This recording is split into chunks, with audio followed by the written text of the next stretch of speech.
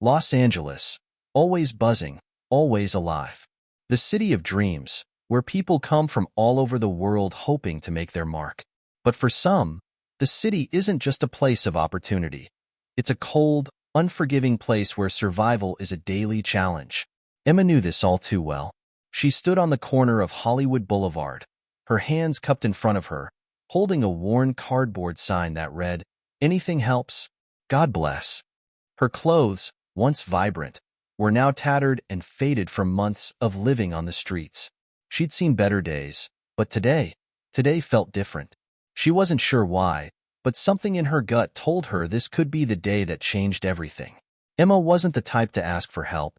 The pride she once had been worn down over the months of sleeping in alleys, dodging cold nights, and the harsh stares of people who walked by as though she were invisible. But today, something in the air felt electric. Maybe it was the glimmer of hope she'd been holding onto for weeks. Maybe it was just the desperation that had started to creep up on her again. Whatever it was, she wasn't sure she could take another night on the streets.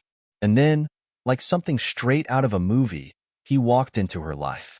Dwayne Johnson, The Rock. Emma's heart skipped a beat. There he was, strolling down the street, looking just like the man she'd seen in the movies. Big, imposing, and yet there was something about him. Something genuine in the way he carried himself. He was walking with a purpose, surrounded by a few people, but as he passed by, his gaze fell on her. His eyes didn't just brush past her like so many others. He stopped. For a moment, Emma couldn't breathe. She'd never met anyone famous before. She had no idea what to say, what to do. Should she speak? Should she just hand him the sign and hope for a few dollars? But before she could decide, Dwayne was standing in front of her, his expression soft but serious. "Hey," he said, his deep voice cutting through the noise of the busy street. "How are you doing?" Emma blinked, unsure if she was dreaming. Was this really happening? The man she'd watched on screen for years was now speaking to her, asking how she was doing. Her mind raced, her hands trembling as she tried to form words. I'm okay," she stammered, though it was clear from her weathered appearance that okay wasn't exactly the truth. Dwayne paused, his eyes narrowing slightly, as though he could see through the facade. He looked at her for a long moment, like he was trying to figure out what was really going on in her life. And then, without hesitation, he knelt down to her level, his large frame towering over her, but his expression full of kindness. "What's your name?" he asked gently. "Emma," she whispered, still not fully grasping the situation. "Emma," he repeated, a slight smile tugging at the corners of his lips. "I'm Dwayne. I don't know what's going on in your life, but I'm going to help you." His words hung in the air, and for the first time in what felt like forever, Emma allowed herself to feel something she hadn't in so long. Hope. "Help?" she echoed, barely able to believe it. Dwayne's smile widened, and he nodded. "Yeah, help. But first, tell me your story. I'm listening." At that moment, Emma's world seemed to pause. The noise of the city faded into the background. She looked up at him, unsure of where to begin, but she knew one thing for certain. This was the beginning of something. She didn't know what it would lead to, but in her heart, she felt like her life was about to change forever. Hit subscribe and leave a comment with where you're watching from. This story might just spark a new beginning. What's one thing that always pushes you forward, even when things get tough? The sun was starting to dip below the horizon, casting a warm glow over the streets of Los Angeles. For a moment, Emma felt like she was in a dream. Sitting in front of Dwayne Johnson, talking like they were just two people having a regular conversation, seemed too surreal. But the more she thought about it, the more it felt like the universe had conspired to bring them together at this moment. Maybe this was her second chance. Dwayne sat down across from her on the curb, his presence almost larger than life. Emma's heart was racing, but she felt safe in his calm demeanor. For the first time in a long while, she felt like someone was truly listening. "So, Emma," Dwayne began, his voice soft but steady. "You said you were okay, but I can tell there's a lot more to your story. I want to hear it, if you're ready to share."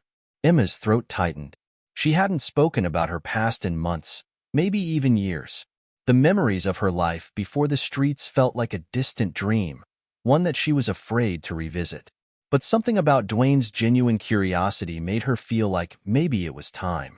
Maybe, just maybe, telling her story would help her heal.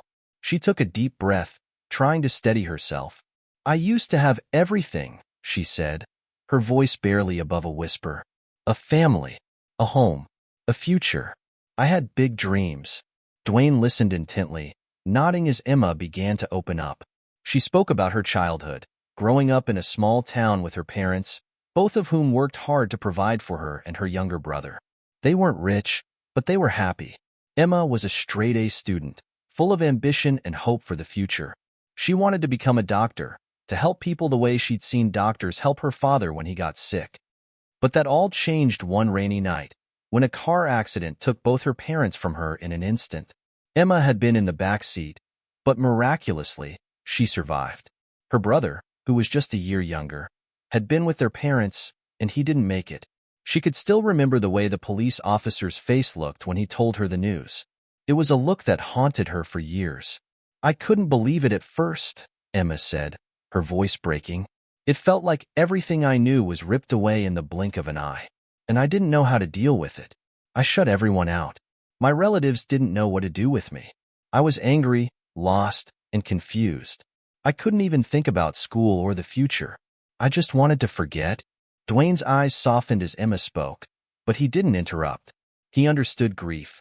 He'd experienced his own share of loss, and he knew how powerful it could be to just listen. "I ended up in foster care for a while," Emma continued, wiping away a tear that had slipped down her cheek. "But I couldn't stay there. I couldn't stay in a house that wasn't mine. I ran away. I thought if I could just find a way to be alone, I could figure it all out. But I didn't. I ended up on the streets, doing whatever I could to survive." She paused, taking another shaky breath. "I've been living on the streets for months now, and every day feels like I'm getting further away from the person I used to be. I don't know how to get back." Dwayne sat quietly, absorbing her words. He wasn't just hearing her story, he was feeling it. He could see the pain in her eyes, the way the weight of her past had shaped who she was today. He didn't know everything she'd been through, but he knew one thing for sure. Emma was stronger than she gave herself credit for. "You're not alone anymore," Dwayne finally said, his voice full of warmth. "And I'm not just talking about me. There are people out there who want to help you, who want to see you rise above this. I can see the fire in you, Emma.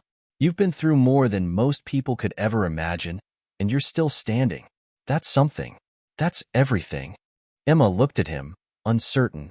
"But how? How do I get back to the person I was? How do I fix everything?" Dwayne gave her a reassuring smile. "You don't have to fix everything all at once. The first step is knowing that it's okay to not have all the answers. I don't have all the answers, but what I do know is this: you have the strength to rebuild. You've already made it this far, and that's no small thing. But you don't have to do it alone. I'm here for you, and I'll help you get the support you need." Emma felt something inside her shift. Maybe it was the kindness in his voice, or the way he looked at her like she mattered. For the first time in a long time, she allowed herself to believe that maybe, just maybe, she could start over. As the sun dipped lower and the city's lights began to flicker on, Emma felt a strange sense of calm wash over her. For the first time in months, she didn't feel like she was just drifting through life. Dwayne's words echoed in her mind, "You're not alone anymore." But even as that reassurance took root, Emma couldn't ignore the doubts creeping into her thoughts. Sure, she'd opened up to Dwayne, and he seemed genuinely interested in helping her, but what did that really mean? How could someone like him, with his life so far removed from the struggles of the streets, truly understand what she was going through? She pulled her knees closer to her chest, trying to push those doubts away. She wanted to believe that things could get better, that she could be more than just another face in the crowd of homelessness. But the reality was harsh. The road ahead was uncertain, and it would take more than words to fix what had been broken in her life. Dwayne must have sensed her hesitation, because after a few moments of silence, he spoke again. "I can see you're thinking about this a lot," he said gently. "And that's okay. Change is scary. But I need you to know that every single person who makes a real change in their life has doubts. That's part of the process." Emma looked up at him, meeting his gaze. I want to believe you, she admitted, but it's hard. I don't even know where to start. The world doesn't exactly make it easy for people like me to come back from this. Dwayne's expression softened, and he nodded in understanding. I hear you. Trust me, I know how tough it can be. But you don't have to fix everything all at once. Just take one step. One small step forward, and we'll figure the rest out along the way. Emma swallowed, feeling the weight of his words.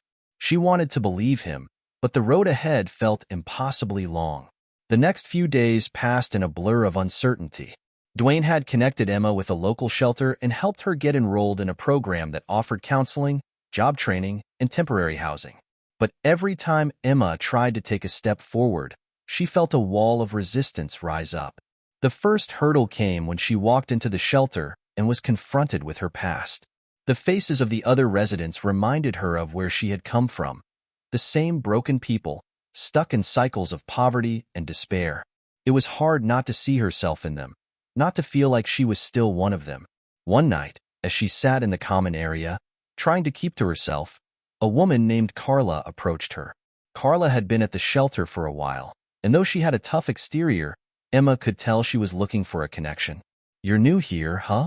Carla asked, sitting down beside Emma without waiting for an invitation. Emma nodded, not sure what to say. "Yeah, just trying to figure things out." Carla studied her for a moment, then leaned in a little closer. "Look, I don't know what Dwayne's telling you, but I'll tell you something about this place. People come and go, but they never really change. It's a cycle, and once you're in it, it's hard to break free." Emma's heart sank. She hadn't wanted to believe it, but hearing Carla's words stung. "What do you mean?" Carla shrugged. "You think because you've got someone like him helping you, everything's going to be different? That you'll just get out of here and start a new life? Life doesn't work that way. People can't just change because they want to. Not when everything around them is still broken." The words hit Emma harder than she wanted to admit. Carla's cynicism had taken root in her mind, and she couldn't shake the feeling that maybe Carla was right. Maybe she was just fooling herself, thinking she could break free from a life that had been set in motion long before she could make any choices of her own. Dwayne checked in on Emma the following morning, a smile on his face as he asked how she was adjusting. But Emma, still reeling from Carla's words, didn't have the same enthusiasm as before. "I don't know if I can do this," Emma said quietly, the doubt creeping into her voice. "Everyone here, they all seem so stuck. And Carla, she said I can't change, that this place is just a cycle, and people like me don't really get out of it." Dwayne's expression shifted slightly, becoming more serious. He took a deep breath before speaking. "I'm not going to tell you she's wrong, Emma. There's a lot of truth in what she's saying. The system is broken, and it's hard to escape. But here's the thing. Just because the system is broken doesn't mean you have to be. You've already taken the hardest step, and that's deciding to fight for a better future. It's not going to be easy. It's not going to be fast. But every day you make the choice to keep going, you're proving that you're different." Emma felt a lump form in her throat, the weight of his words settling deep inside her. She had been so focused on the obstacles ahead that she'd almost forgotten the power of the small victories, the ones that didn't feel monumental at the time, but would eventually add up to something bigger. "But it's hard," Emma whispered, her voice cracking. "Every day feels like it's too much." Dwayne placed a hand on her shoulder, giving it a reassuring squeeze. "I know, but that's why you don't have to do it alone. I'm here for you. We're going to take this one step at a time. You don't have to carry this all by yourself." In that moment, Emma realized something important. The battle ahead wasn't just about surviving. It was about learning to trust again, trusting in herself, and trusting that people like Dwayne, who genuinely cared, could help her rebuild what had been broken. And maybe, just maybe, if she could trust enough to take that first step, there was hope after all. The days that followed were filled with mixed emotions for Emma. She attended the shelter's daily programs, listening to counselors and working on her job training. But the weight of doubt continued to follow her, heavy and suffocating. Every time she saw someone who had been at the shelter longer than her, someone who seemed just as stuck as she had felt before, the question gnawed at her. What if I'm just fooling myself? The fear of failure, of slipping back into the life she had fought so hard to escape, was constant. It was like the shadows of her past hovered over her every step, reminding her of the brokenness she had lived through for so long. But there were also moments of clarity. Brief, flickering moments when she could feel the power of Dwayne's words pushing her forward. She was making small strides, attending therapy sessions, working on rebuilding her self-esteem, starting to believe that there could be a life beyond the streets. But it felt like for every inch she moved forward, something else would pull her back. One day, Dwayne showed up at the shelter to check in on her progress. He'd been busy with work and other commitments, but he always made time to drop by, offering his encouragement. He found Emma sitting in the common area, her eyes focused on the ground, looking lost in thought. "Hey, you okay?" he asked, sitting down beside her. Emma didn't immediately respond. She hadn't seen Dwayne in a few days, and she didn't want to admit how much she was struggling. She felt weak, unsure of herself, but she couldn't keep pretending that everything was fine. "No, I'm not okay," she finally admitted, her voice low. "I don't know if I can do this.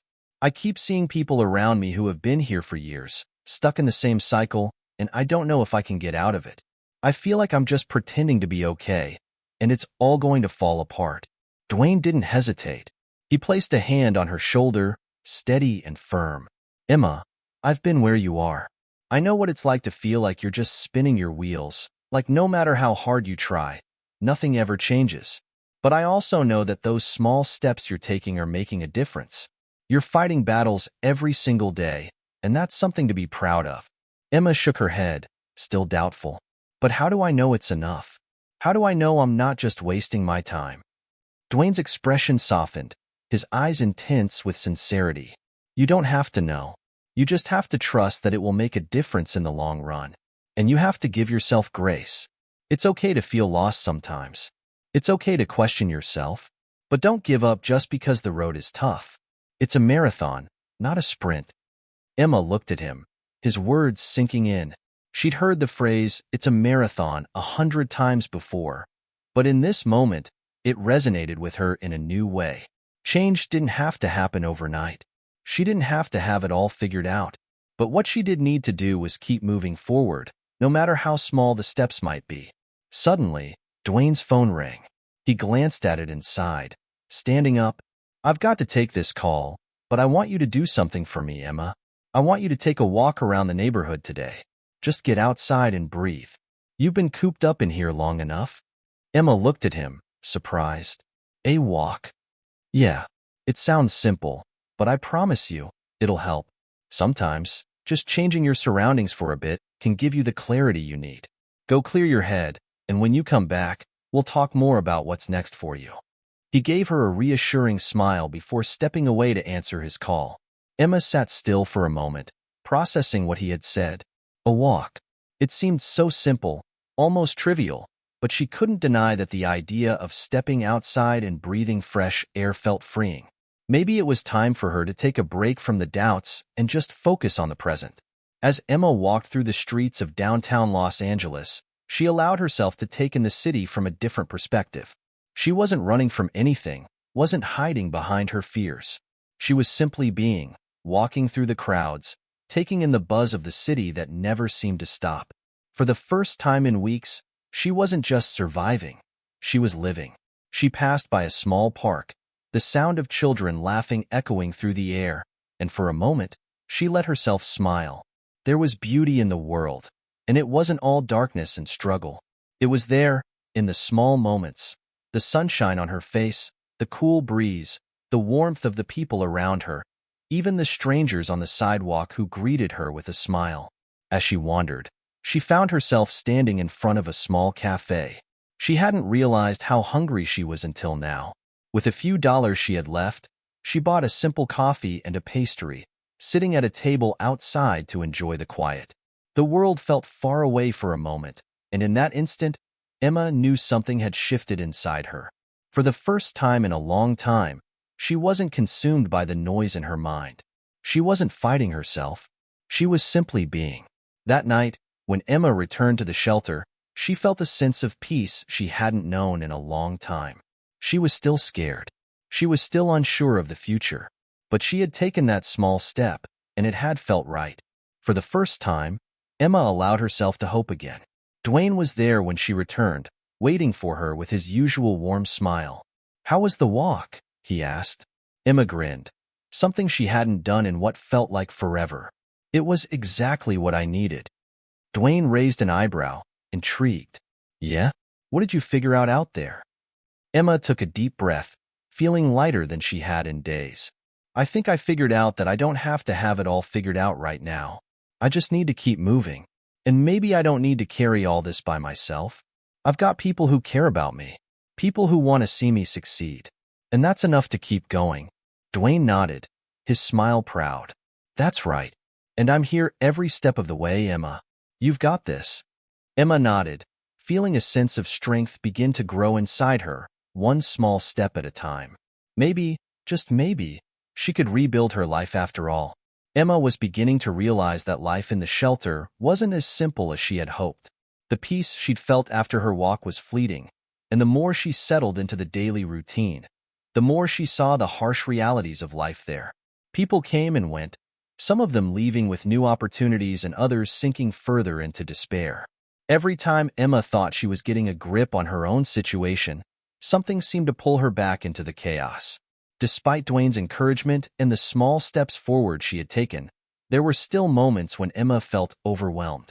There were mornings when the noise of the shelter, the sounds of people talking, arguing, and the constant shuffle of feet made her feel like she was drowning. It was hard to believe that anything could change when the weight of her past and the noise of her present felt so suffocating. The hardest part was the mental toll, the shame, the self-doubt, the feeling of being so far removed from the person she used to be. Emma hadn't fully understood how difficult it would be to confront her past and try to rebuild her life. It wasn't just about finding a job or a place to live. It was about untangling the mess of emotions that had built up over years of trauma. One evening, as she sat in the shelter's common area, Emma noticed a group of new arrivals. They were laughing, joking with each other, trying to make the best of their situation. For a moment, Emma felt a pang of envy. She remembered what it felt like to laugh without a care, to feel like everything in her life had potential. Now, all she saw was a fog, an endless road with no clear destination. She wasn't the only one struggling. Carla, the woman who had been so cynical when Emma first arrived, had become a familiar face around the shelter. Though she had initially warned Emma about the cycles of the system, the two had formed a sort of uneasy bond over time. They often found themselves sitting in silence, each dealing with their own burdens. Emma didn't know much about Carla's story, but she could tell the older woman had a life full of heartbreak and disappointment. That night, as Emma sat with her thoughts, Carla walked up and sat down beside her. She looked at Emma with a tired but understanding expression. "You know, you're not fooling anyone," Carla said quietly, her voice tinged with something between sympathy and resignation. "You're putting on a good face, trying to make it seem like you've got it all together, but I can see it in your eyes.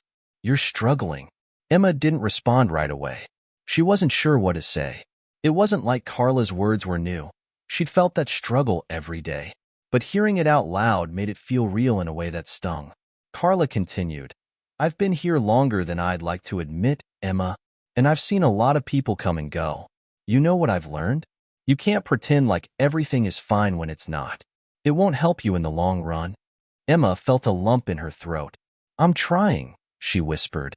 "I really am." Carla looked at her, her eyes softening for the first time. "I know you are.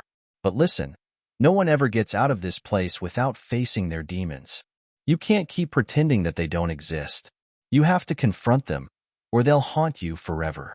Emma looked away, feeling the weight of Carla's words sink deep into her chest. She had spent so much time trying to push her past behind her, to act like it didn't affect her anymore.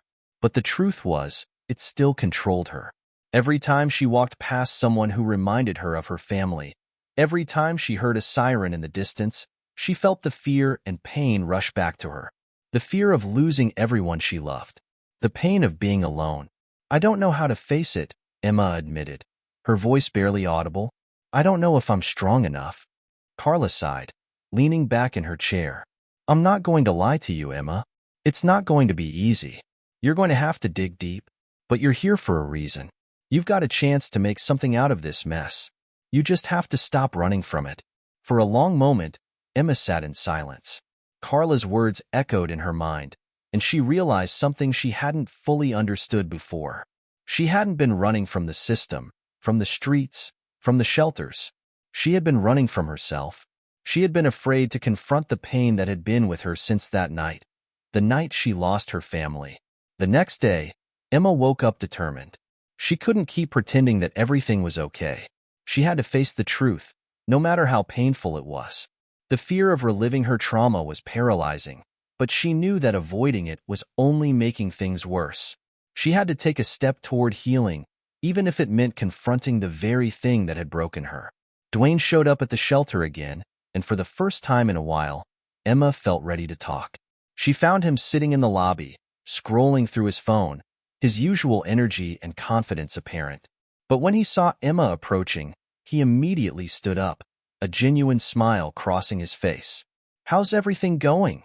he asked, his voice warm, full of encouragement. Emma took a deep breath. She had spent so many days pretending to be okay, but now, she felt like it was time to let the walls come down.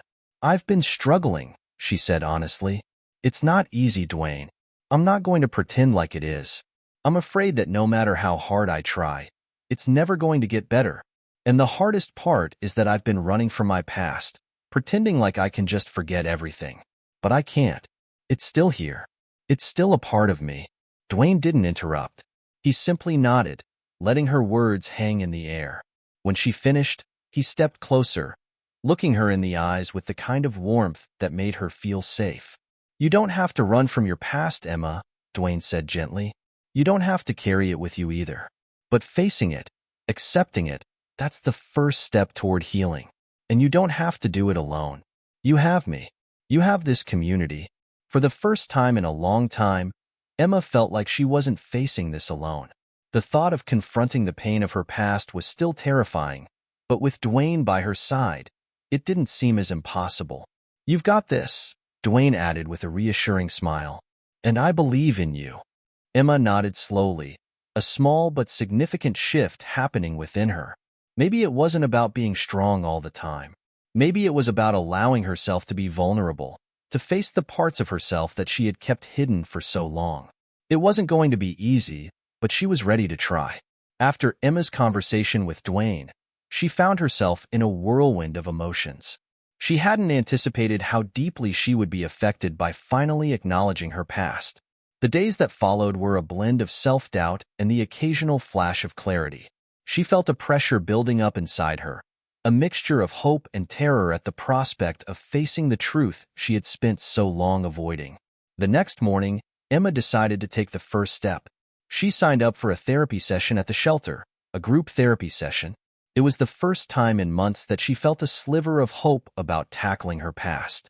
Sitting down in the small, intimate circle of chairs in the shelter's counseling room, Emma was surrounded by a diverse group of people, all with their own stories of hardship and survival. Some were sharing openly, while others seemed hesitant, their eyes darting nervously around the room. Emma sat silently at first, unsure of what to say. Her palms were clammy, her heart racing as she thought about how she would explain the weight she carried. She had been carrying it for so long, guilt, shame, and anger, and now it felt impossible to even begin to let it out. The counselor, a woman named Linda, introduced herself, her voice warm and welcoming. "This group is a safe space for us to talk, to share what we're feeling, and to work through some of the things that have brought us here. We're not here to judge anyone, just to listen and support each other." "Emma, would you like to start?" Emma froze. Her mouth went dry. She wasn't sure if she was ready to speak, but something inside her urged her to try. She took a deep breath and started slowly. I haven't really talked about what happened to me. Not with anyone. But I guess I need to now," she began, her voice shaky. "I've been running from it for a long time, pretending it doesn't matter, pretending it's not there. But it's still with me, and it's controlling everything. I lost my family in a car accident when I was a teenager. I couldn't save them. I wasn't there. I don't even remember the last thing I said to them." Emma's voice cracked, and she could feel the tears welling up in her eyes. She paused, trying to steady herself. "I've never forgiven myself. I think that's why I ended up on the streets. I kept punishing myself for not being there. I kept feeling like I didn't deserve a better life, like I wasn't worth saving. And now, I don't know how to move forward." The room was silent after she finished. Emma was afraid to look up, but when she did, she saw the faces of the others. Some were nodding, others had tears in their eyes. Linda, the counselor, spoke softly. "Thank you, Emma, for sharing that with us. That's a huge step, and I know it's not easy to confront the pain of losing someone you love. The guilt you're carrying is a heavy burden, but it's important to remember that you didn't cause the accident. You're not responsible for what happened. We can't change the past, but we can start to heal from it." Emma felt a wave of relief wash over her as Linda spoke. It wasn't the magical answer she had hoped for, but there was something about hearing it out loud that made her feel just a little less alone in her grief. She had spent so much time believing she was the only one who couldn't let go of the past. But here, in this circle, she saw that others had been through their own heartaches and had found a way to move forward, even if it wasn't easy. Over the next few weeks, Emma continued to attend therapy sessions, and each time she spoke, she felt like a small piece of her was being released. Talking about her family, the accident, the guilt. It wasn't a cure, but it was a beginning. She wasn't healing all at once, but the weight of it wasn't as heavy as before. She was learning to process it, to stop letting it define her. The more she talked, the more she realized that she had been living in the shadow of her trauma for far too long. She began to understand that forgiveness didn't mean forgetting. It didn't mean erasing the pain or the mistakes. It meant accepting what had happened, acknowledging that she was not at fault, and finding a way to let go of the burden that had defined her life for so many years. But healing wasn't a linear journey. There were days when Emma felt like she had made great strides, only to be knocked back by a single memory or a fleeting thought. Some nights, the weight of her past came crashing down, and she wondered if she was really making progress or just pretending to move forward. One night, after a particularly tough therapy session, Emma found herself standing in the courtyard outside the shelter, staring up at the starry sky. She felt like she was at a crossroads. It was so easy to fall back into old habits, to let the guilt take over and retreat into the darkness of her own mind. But she couldn't keep doing that. She couldn't keep hiding from herself. As if on cue, her phone buzzed in her pocket. She pulled it out and saw a text from Dwayne. It was simple but comforting. "I know it's tough. Keep pushing forward. I'm proud of you." Emma stared at the message, feeling the familiar warmth of his support. She didn't need to respond right away. She just needed to know that there was someone out there who believed in her. It was enough to give her the strength to face another day. The following morning, Emma had a breakthrough. She woke up with a sense of calm she hadn't felt in a long time. It wasn't that everything was perfect, far from it, but for the first time in a while, she didn't feel completely consumed by her past. She wasn't free from it, but she wasn't letting it dictate every moment of her life. She got up early, determined to make the most of the day. She went for another walk, this time through the park she had visited weeks ago. She watched people jogging, kids playing, and families laughing together. It was an ordinary morning, but to Emma, it felt extraordinary. She was learning to find beauty in the small things again, things she had once taken for granted. As she sat on a bench, watching the world go by, she couldn't help but smile. It was a smile of hope, of knowing that there was a future ahead of her, one step at a time. And for the first time, she was ready to embrace it. The weeks following Emma's breakthrough were a mixture of steady progress and unexpected setbacks. The hardest part was recognizing that healing didn't happen in a straight line, and some days, it felt like she was back at square one. However, something had shifted inside her. She was no longer letting herself be consumed by her guilt. Instead, she was facing it head-on, learning to coexist with it, rather than let it control her. Dwayne continued to check in with her regularly, offering words of encouragement and the occasional distraction when she needed it most. He was always there, and that made a world of difference. But beyond his presence, Emma knew that it was up to her to take the next steps. One afternoon, Emma sat in the shelter's small computer room, scrolling through job listings. She had been hesitant at first to start applying for work, unsure if she was truly ready. But after a heart-to-heart conversation with Carla, she had realized that her independence was worth fighting for.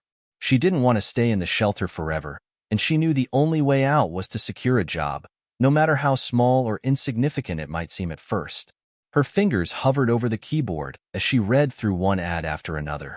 There was a cleaning job at a local office building, a retail position at a nearby store, and a few listings for restaurant work. Each job sounded like a small step, but every step felt like it was loaded with pressure. Could she actually handle a job? Was she strong enough to keep it together during an interview? Was she ready to face rejection again? Emma closed her eyes for a moment, taking a deep breath. She reminded herself that she didn't need to have all the answers right now. She just needed to start. So, with a mix of nervousness and determination, she sent out her first application. That evening, after another group therapy session, Emma walked out into the crisp night air, her heart still pounding from the intensity of the day's conversations. As she turned the corner of the building, she noticed a familiar face. Dwayne was waiting for her near the entrance, his broad shoulders and warm smile instantly recognizable. "Hey, Emma," he greeted her, giving her a knowing look. "How did it go today?" Emma shrugged, unsure of how to explain the jumble of emotions inside her. "It was good. I feel like I'm getting somewhere, but it's still really hard sometimes." Dwayne nodded sympathetically. "Healing isn't easy, but you're doing the work, and that counts for something." Emma smiled at him, grateful for his unwavering support. She had come to rely on Dwayne in ways she hadn't expected. His presence was a constant reminder that she wasn't alone in this journey, that she had someone rooting for her. "So," Dwayne continued, "have you thought any more about work? You know, getting your own place?" Emma froze for a moment. The idea of living on her own still felt like a distant dream. She hadn't thought much about it lately.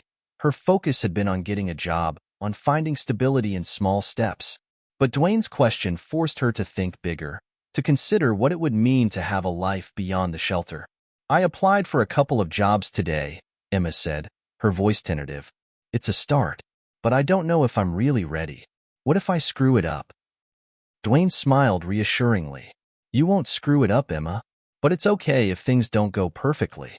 What matters is that you're trying. And no matter what happens, you're moving forward. Even if it feels like one small step at a time, it's still progress."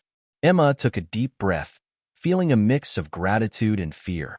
She knew Dwayne was right, but part of her still held on to the doubt, the worry that her past would catch up to her and drag her back down.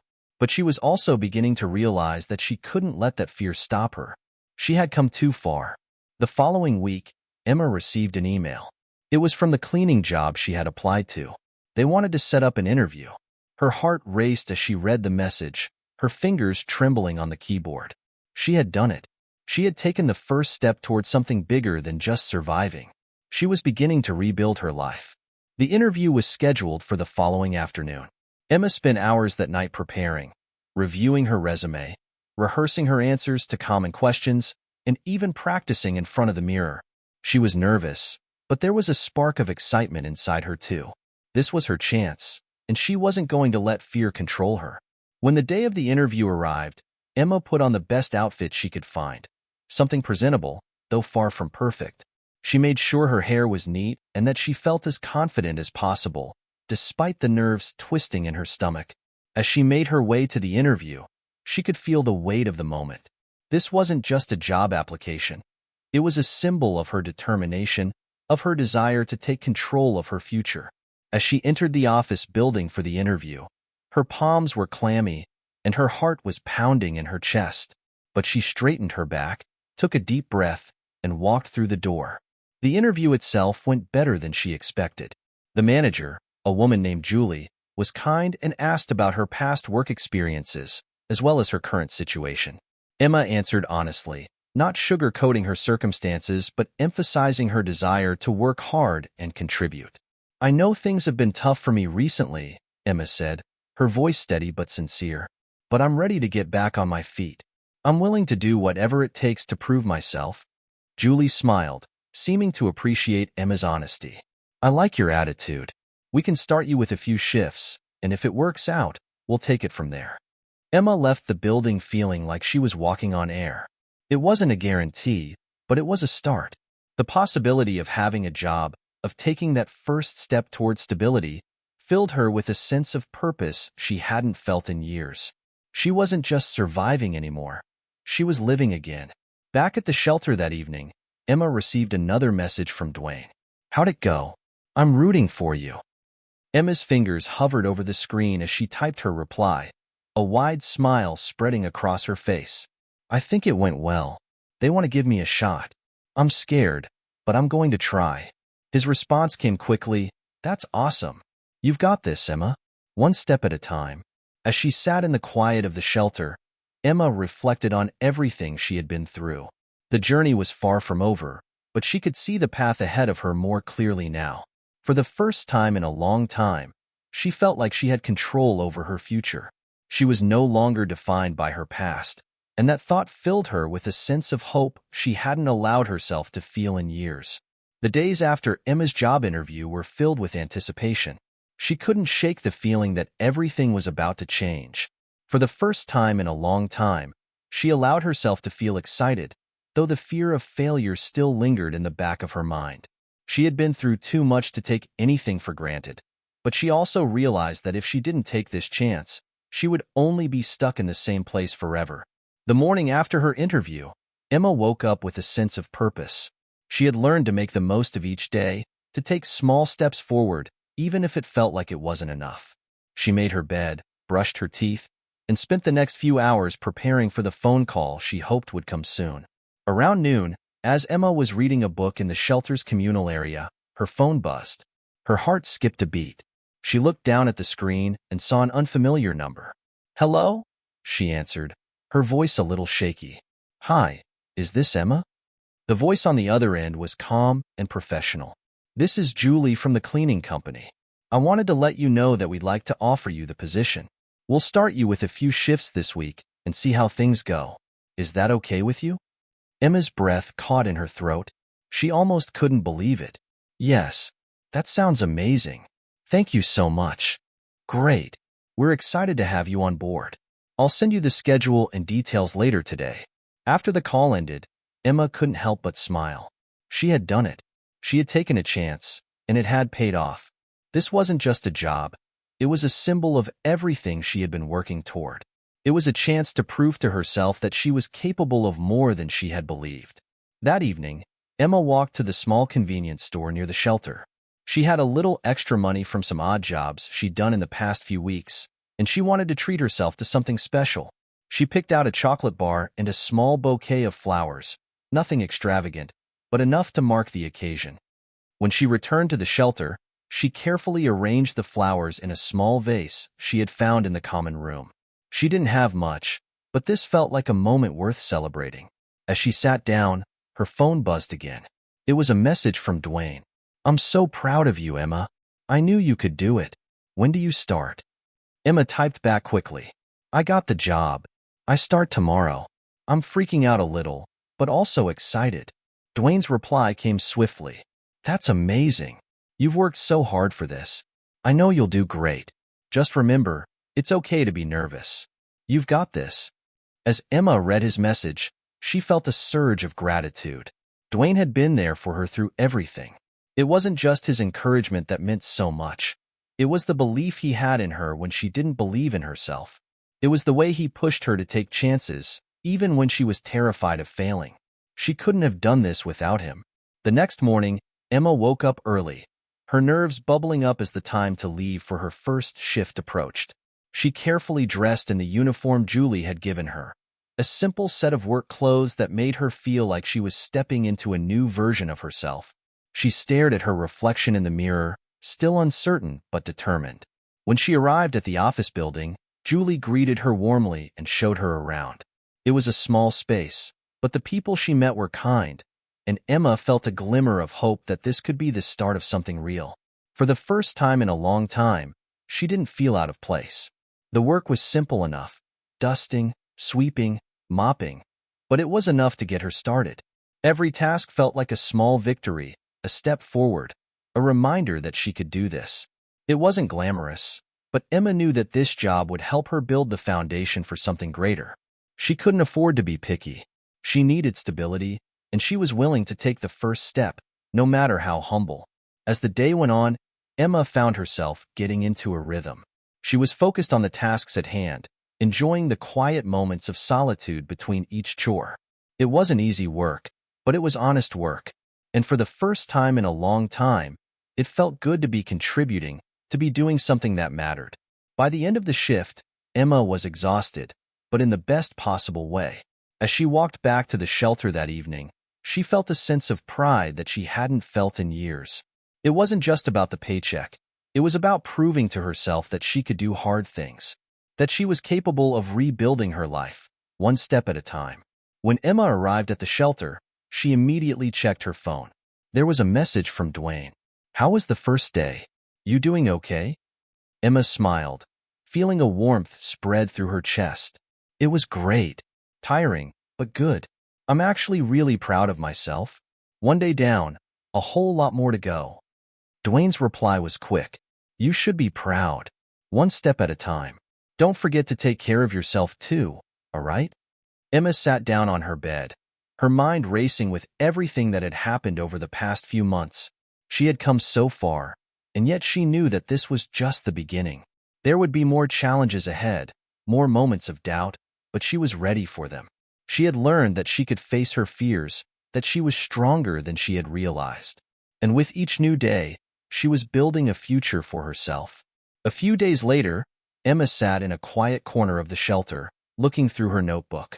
She had begun keeping track of her goals, small steps, big dreams.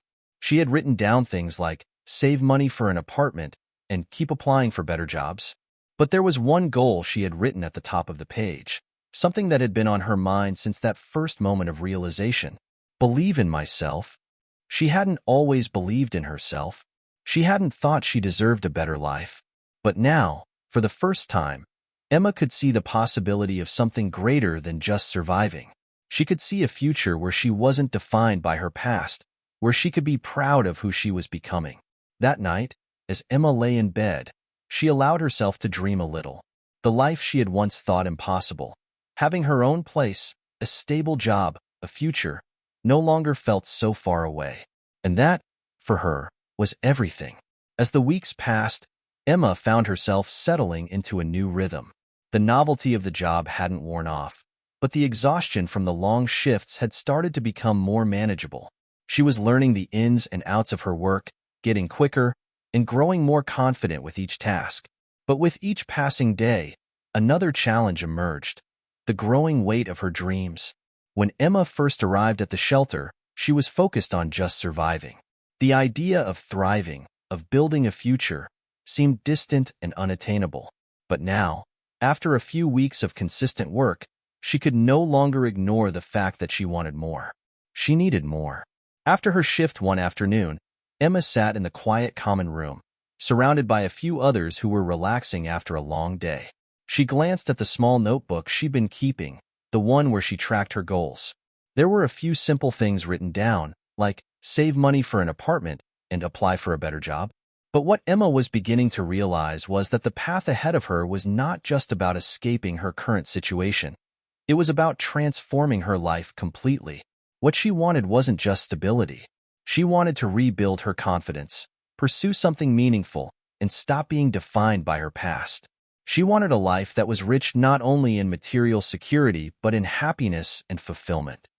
Dwayne had always said that she could do it, that she was stronger than she realized. But Emma had spent so much of her life doubting herself, and old habits were hard to break. Even now, the fear of failure often made her question whether she was truly capable of anything beyond just getting by. That night, Emma sent Dwayne a message, feeling a bit more vulnerable than usual. "I've been thinking a lot. I know it's early, but I feel like I'm ready to take the next step, you know? I want more than just a job. I want to feel like I'm really living again. But I'm scared. What if I fail?" Within minutes, Dwayne replied, "You won't fail. And even if things don't go as planned, you'll learn from them. But you won't know until you try, right? If there's one thing I've learned from you, Emma, it's that you can do anything you set your mind to." Her heart swelled as she read his words. Dwayne had been her rock in so many ways, offering support when she needed it most.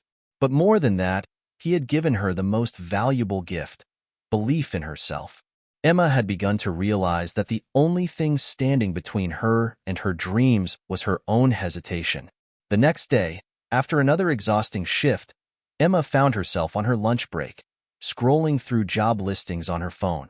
She had been thinking about pursuing a position that offered more responsibility, something that would stretch her skills.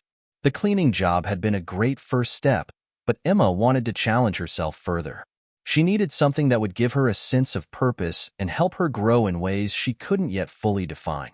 As she scrolled through the listings, Emma stumbled across an opening for an administrative assistant position at a local nonprofit. It wasn't glamorous work, but it was a step up from her current job. The position required organizational skills, basic office tasks, and good communication, things Emma felt she could handle, even if she wasn't sure she was qualified. The thought of doing something that could make a difference in the community resonated with her deeply. She had always wanted to contribute in a meaningful way, and this seemed like an opportunity to do just that. Without thinking too much, Emma submitted her application. As soon as she hit send, a rush of fear and excitement flooded her. What if she didn't get the job? What if she wasn't good enough? But then she reminded herself of the words Dwayne had shared with her. You won't know until you try.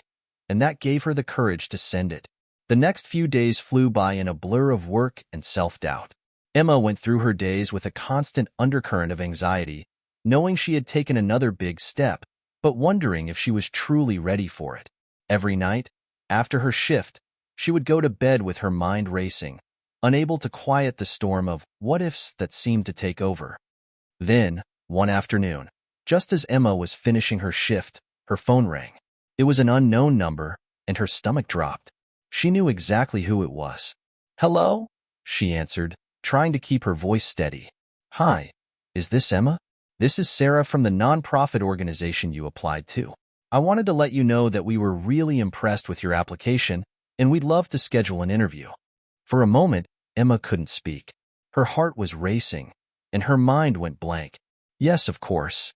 Thank you so much, she finally managed. They scheduled the interview for the following week.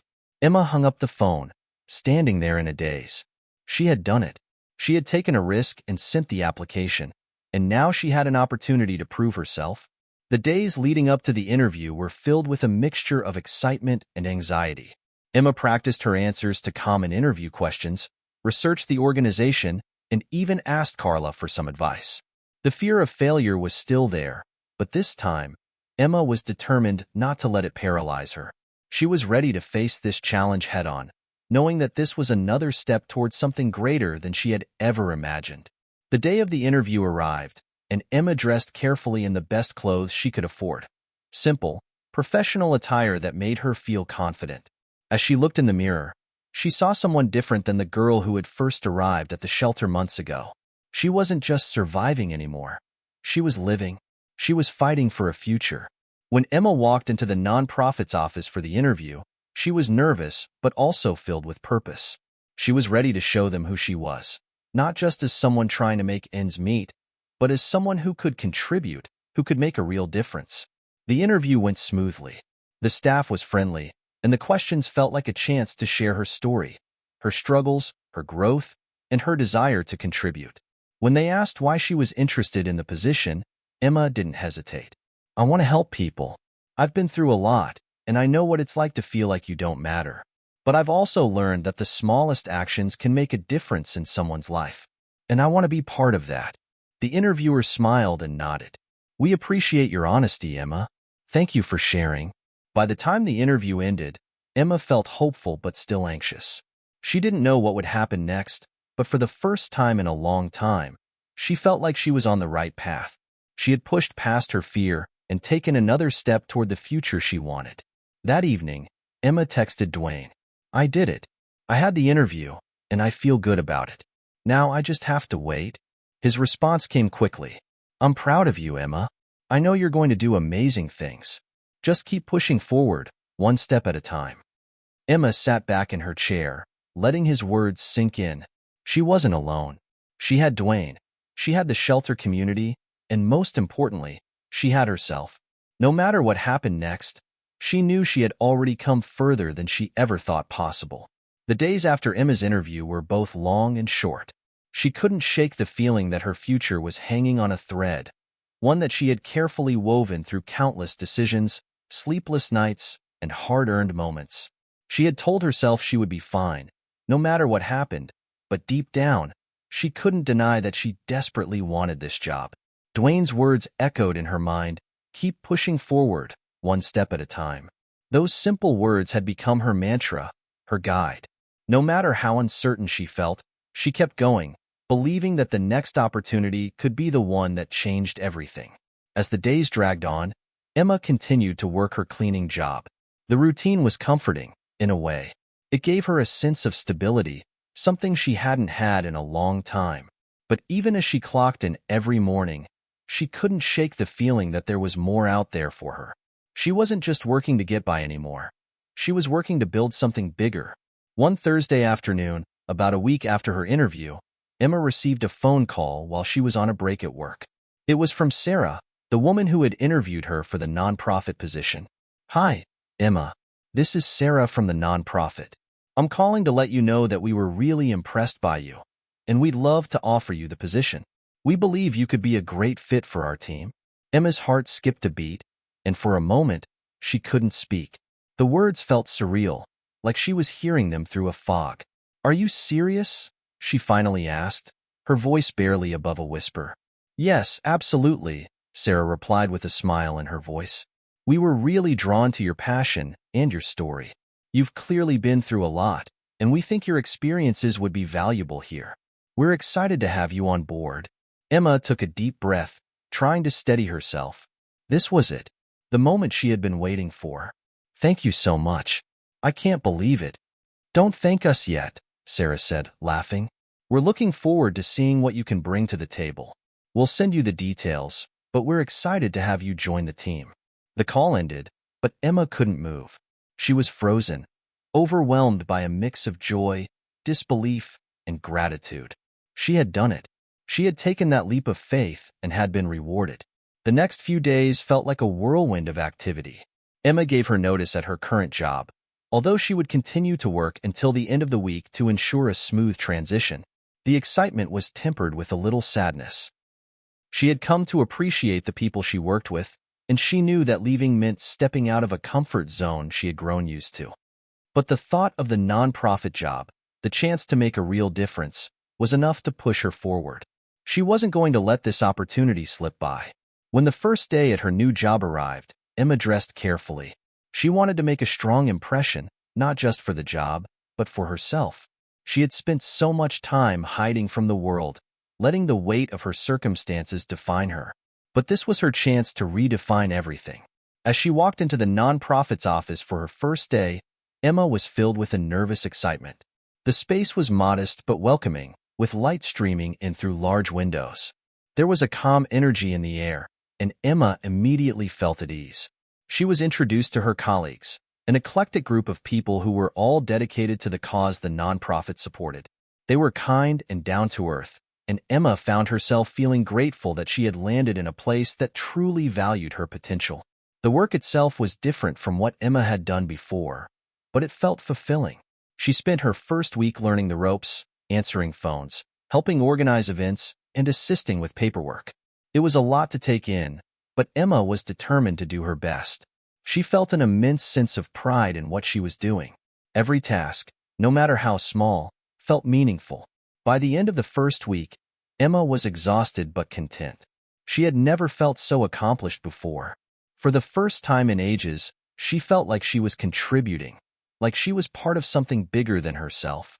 That evening, after work, she texted Dwayne, "I did it. My first week at the nonprofit is done. It's a lot of work, but I love it. I'm so happy I made the leap." Dwayne's reply was swift. "I knew you could do it, Emma. This is just the beginning. I'm proud of you. Keep pushing. You're on the right path." His words warmed her heart. Dwayne had been there for her through every high and low. He had been the constant when everything else felt uncertain. She smiled as she typed her response. "Thank you. Seriously, your support means everything to me. I don't think I could have done this without you." It was true. Without Dwayne's encouragement and belief in her, Emma wasn't sure she would have had the courage to take this step. He had shown her what was possible when she believed in herself. And now, for the first time in a long time, she was starting to believe in herself, too. The weeks that followed were filled with growth. Emma's confidence continued to build as she learned more about her role at the nonprofit. She was handling more responsibility with each passing day, taking on tasks that pushed her to think critically and problem-solve. And, most importantly, she was connecting with the people around her. Emma had always been a bit of a loner, but at the nonprofit, she felt like she was part of something. A team that worked together toward a common goal. One afternoon, Sarah asked Emma to join a meeting with a potential donor. It was a big moment for the organization, and Emma was nervous but excited. As she sat in the meeting, listening to Sarah and her colleagues present the organization's mission and vision, Emma felt a sense of pride wash over her. She was part of this now. She had a role in shaping the future of the nonprofit and making a tangible impact on the community. After the meeting, Sarah pulled Emma aside. "You did great today," Sarah said, smiling. "You're picking up things quickly. I can see that you're going to be an important part of this team." Emma smiled back, feeling her heart swell with gratitude. She hadn't just found a job. She had found a place where she belonged. And as the days went by, she began to realize that this wasn't just about having a job. It was about creating a life she was proud of, a life that was built on more than just survival. It was built on purpose. But as Emma's world continued to grow, so did her awareness of the obstacles still standing in her way. She wasn't completely out of the woods yet.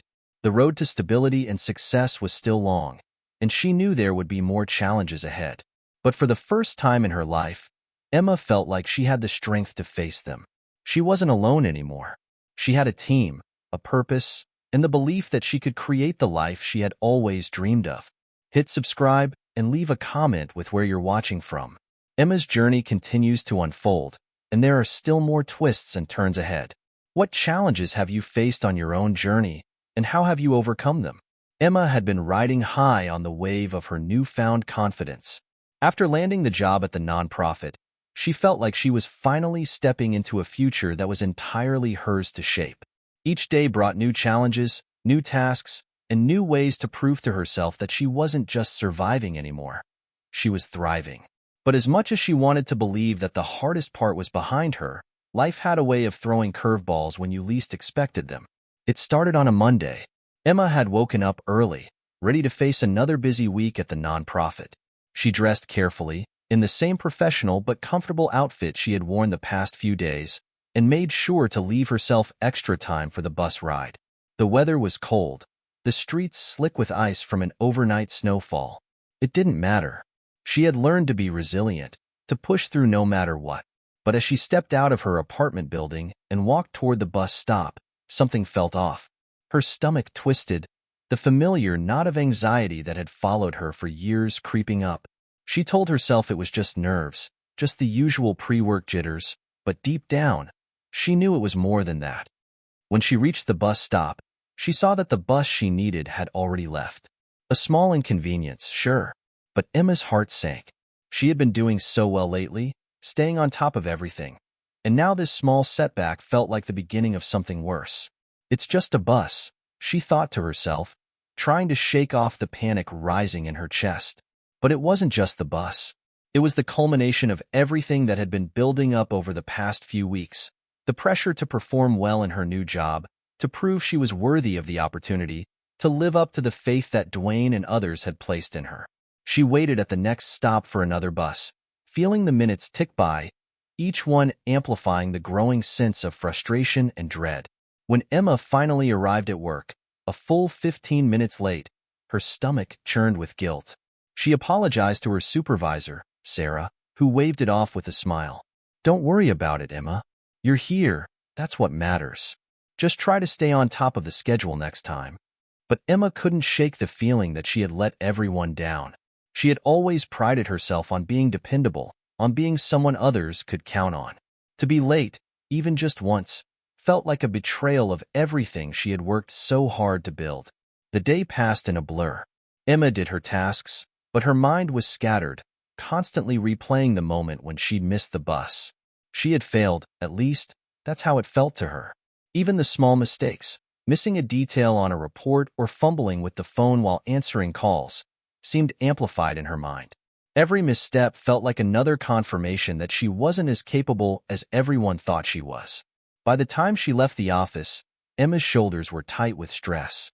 The cold air outside did nothing to ease the heavy weight in her chest. That evening, she didn't text Dwayne right away. She didn't want to admit to him, or to herself, that she was struggling. She felt ashamed. The last thing she wanted was to burden him with her insecurities. He had always been her cheerleader, her rock, but tonight, she wasn't sure she could keep up the front. But after a few hours of aimlessly scrolling through her phone and trying to drown out the nagging thoughts, she found herself typing a message to him anyway. "Hey, I'm sorry if I'm bothering you, but I feel like I'm messing up. I missed the bus this morning, and then I couldn't focus all day. I feel like I'm not good enough for this job. What if they realize I don't belong here?" Her finger hovered over the send button, the fear of his judgment holding her back. But then, without thinking too much, she hit send. It didn't take long for Dwayne's reply to pop up on her screen. "Hey, you're not bothering me at all. I get it. We all have those days. Missing the bus isn't the end of the world, Emma. Trust me, I've been there. It's just one small hiccup. You're doing amazing things at the nonprofit. Don't let one moment make you forget everything you've accomplished." The simple words struck a chord deep within her. He didn't judge her. He didn't diminish her feelings or make her feel small. He acknowledged that she was struggling, but he reminded her of her strength and her potential. "I get it," Emma typed back. "Thanks for reminding me.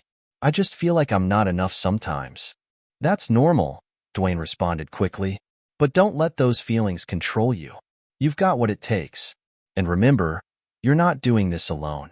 You've got a whole team behind you, and that includes me."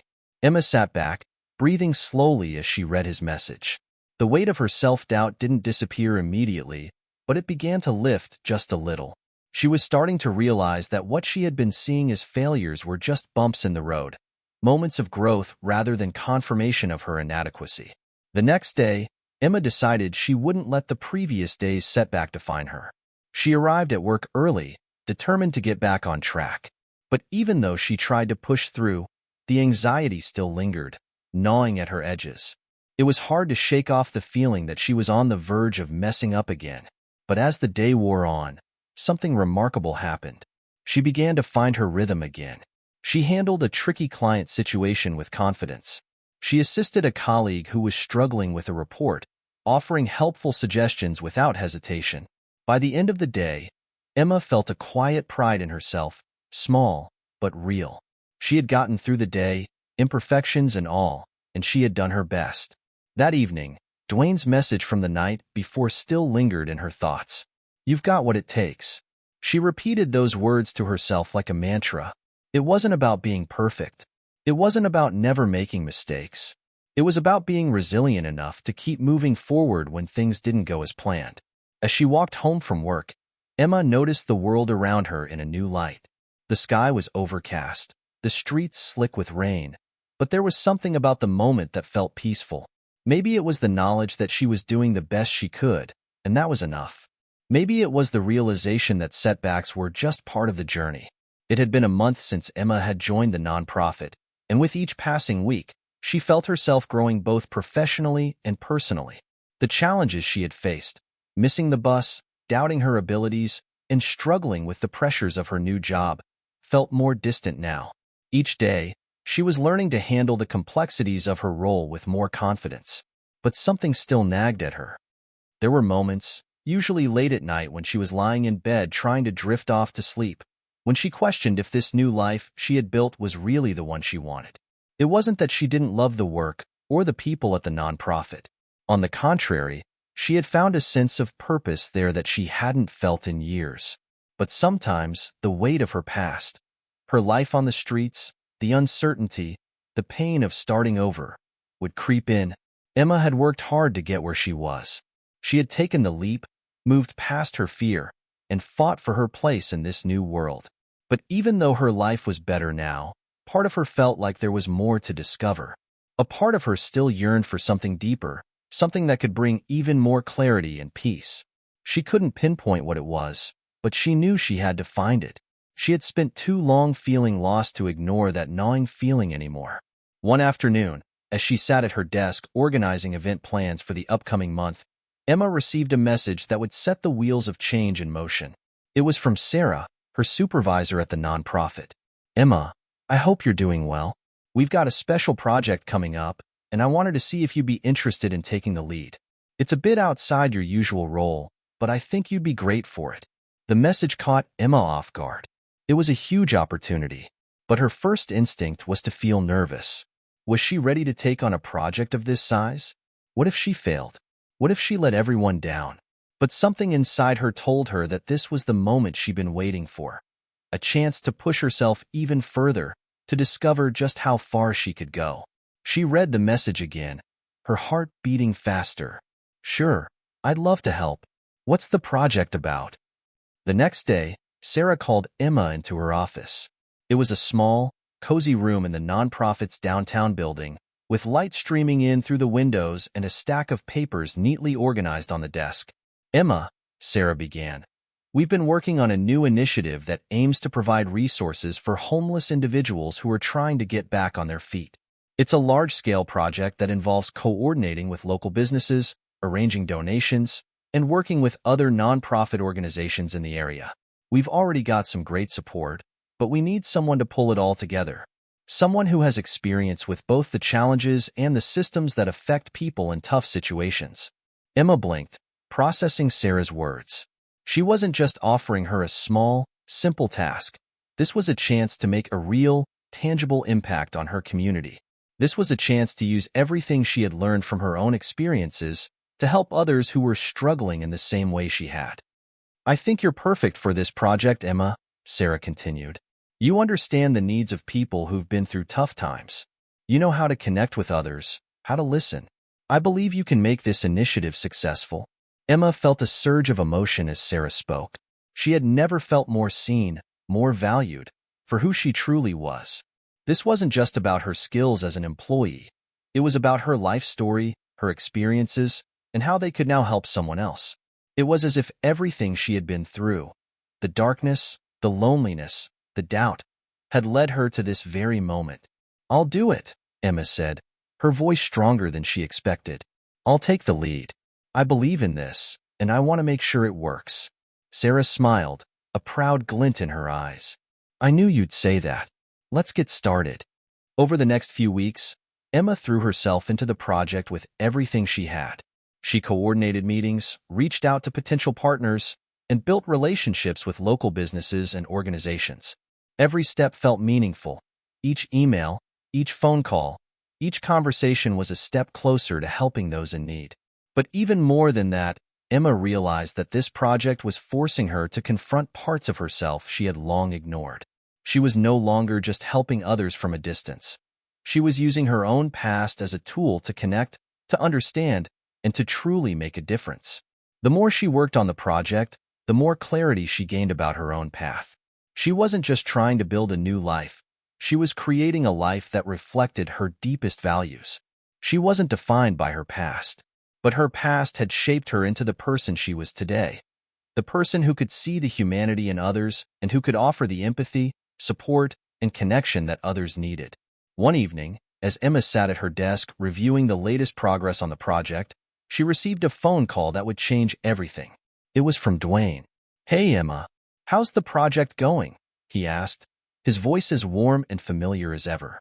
"It's going great," Emma replied, smiling as she thought about the work she had been doing. "It's challenging, but I'm really proud of what we're building." "I knew you'd be great at it," Dwayne said. "I'm proud of you, Emma. You're really doing something special." Emma paused, feeling a wave of gratitude wash over her. "Thanks, Dwayne. You've always believed in me, even when I didn't believe in myself. That's because I see the potential in you. I always have." The sincerity in Dwayne's voice hit Emma in a way she hadn't expected.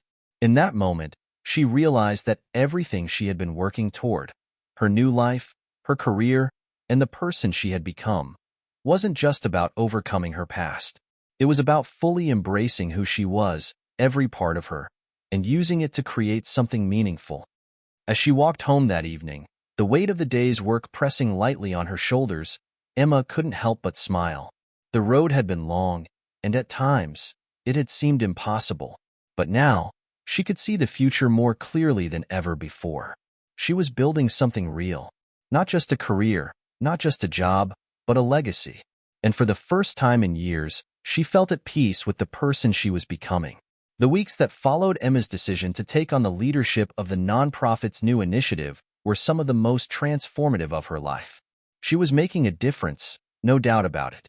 The project was gaining traction, partnerships were being formed, and she felt a sense of fulfillment every time she saw a new donation come through or heard a success story from someone who was benefiting from the resources they were providing. But with success came pressure, and Emma was beginning to feel it in ways she hadn't anticipated. The weight of her responsibilities started to settle heavily on her shoulders. At first, it was manageable.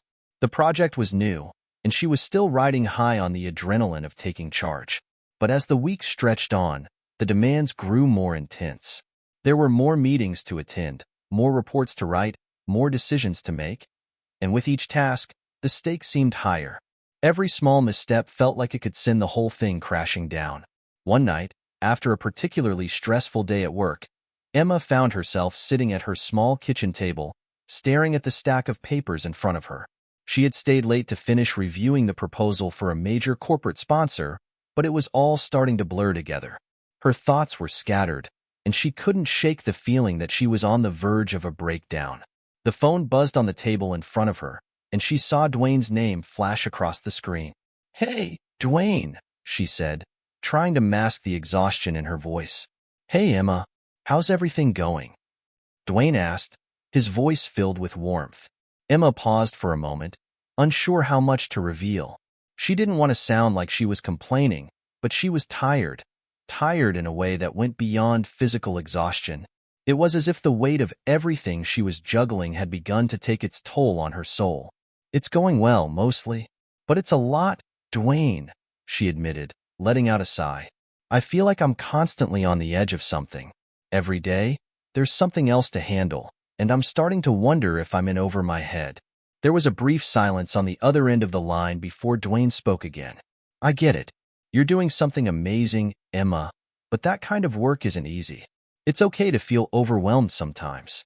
Just remember, it's not about doing everything perfectly. It's about doing what you can and being proud of what you've accomplished." "I know," Emma replied, the lump in her throat growing.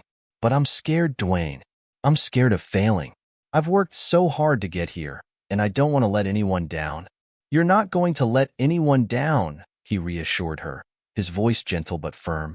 "You're doing incredible work, and you're not alone in this, okay? You've got a whole team behind you, and they believe in you just as much as I do. You don't have to do everything yourself." Emma's eyes welled up with tears as she listened to Dwayne's words. It was exactly what she needed to hear. She had been so focused on proving herself, on doing everything on her own, that she had forgotten the importance of leaning on others when it got tough. "You're right," she whispered. "I guess I just need to remember that sometimes." The next day, Emma decided to take Dwayne's advice to heart. She sat down with Sarah and the rest of the team to discuss the project's progress and brainstorm ideas for the next phase. For the first time in weeks, she allowed herself to be vulnerable with her colleagues. She explained the pressure she had been feeling and how it was starting to affect her ability to think clearly. She asked for their help, and to her surprise, they didn't hesitate. Together, they came up with a plan to divide the workload more effectively, assigning different responsibilities to team members based on their strengths. Emma felt a sense of relief wash over her as the weight she had been carrying was shared by others. She realized that, just like Dwayne had said, she didn't have to do it all herself. Over the next few weeks, Emma continued to lead the project, but now with the support of her team. She wasn't carrying the burden alone anymore. She was learning to trust others, to lean into the collaborative spirit that had made the nonprofit so successful in the first place. And as she did, she found that the pressure that had once felt suffocating was now manageable. She was still working hard, but it no longer felt like a constant uphill battle. But just as Emma was beginning to find her balance, something unexpected happened. It was a Tuesday afternoon when she received a call that would set her on a new, uncharted path. "Hi, Emma," This is Mark from the foundation you applied to last month.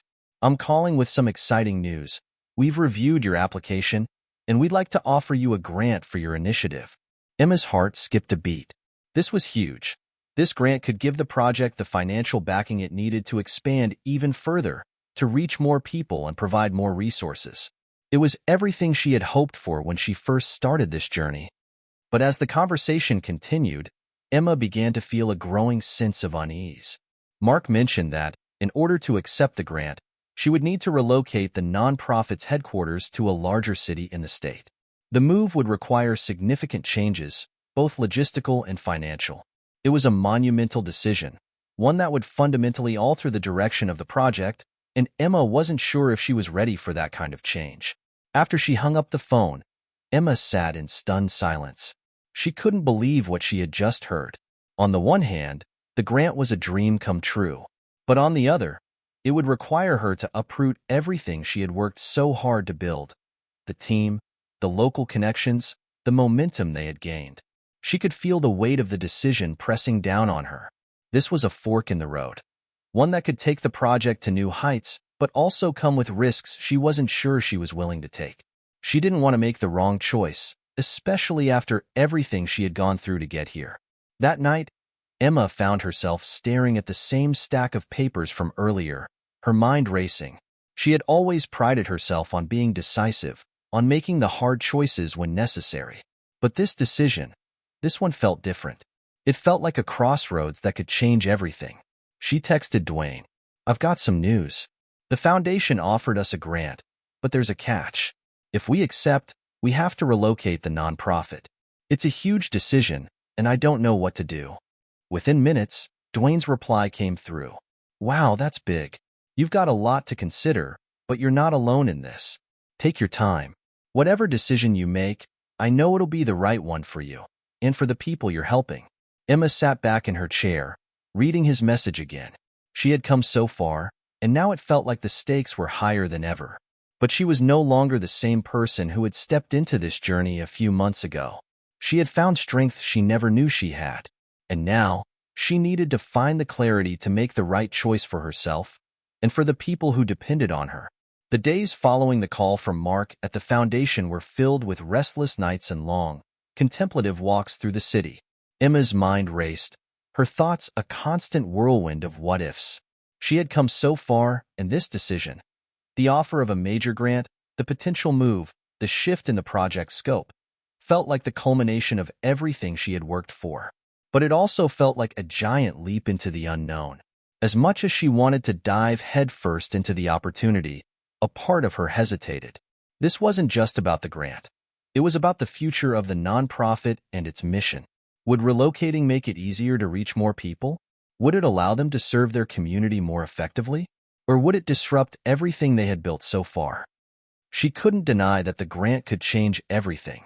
With the financial backing, they could expand their outreach, hire more staff, and secure resources that would help countless people get back on their feet. But at what cost? Moving meant starting over in a new city, building new relationships, and possibly losing the community they had cultivated in the current location. Emma wasn't sure if she was ready to gamble everything on an uncertain future. That weekend, she decided to clear her head. She took a break from work, leaving the pile of papers on her desk and heading to the park where she had spent many afternoons reflecting on her journey. The crisp air and the sound of children playing on the swings helped to quiet her mind, and for the first time in days, she felt a glimmer of peace. But that peace was fleeting. Her phone buzzed in her pocket, and she pulled it out to find a message from Dwayne. "I've been thinking about your decision a lot. I know it's a lot to take in, but you're not alone in this. I've been through tough choices too, and I know that even the toughest decisions have a way of revealing who you really are. Take a deep breath and trust yourself." His words settled in her heart like a small seed, giving her the strength to face the truth. This wasn't just about the nonprofit or the grant. It was about her own growth. The choice she made now would reveal what kind of person she wanted to be.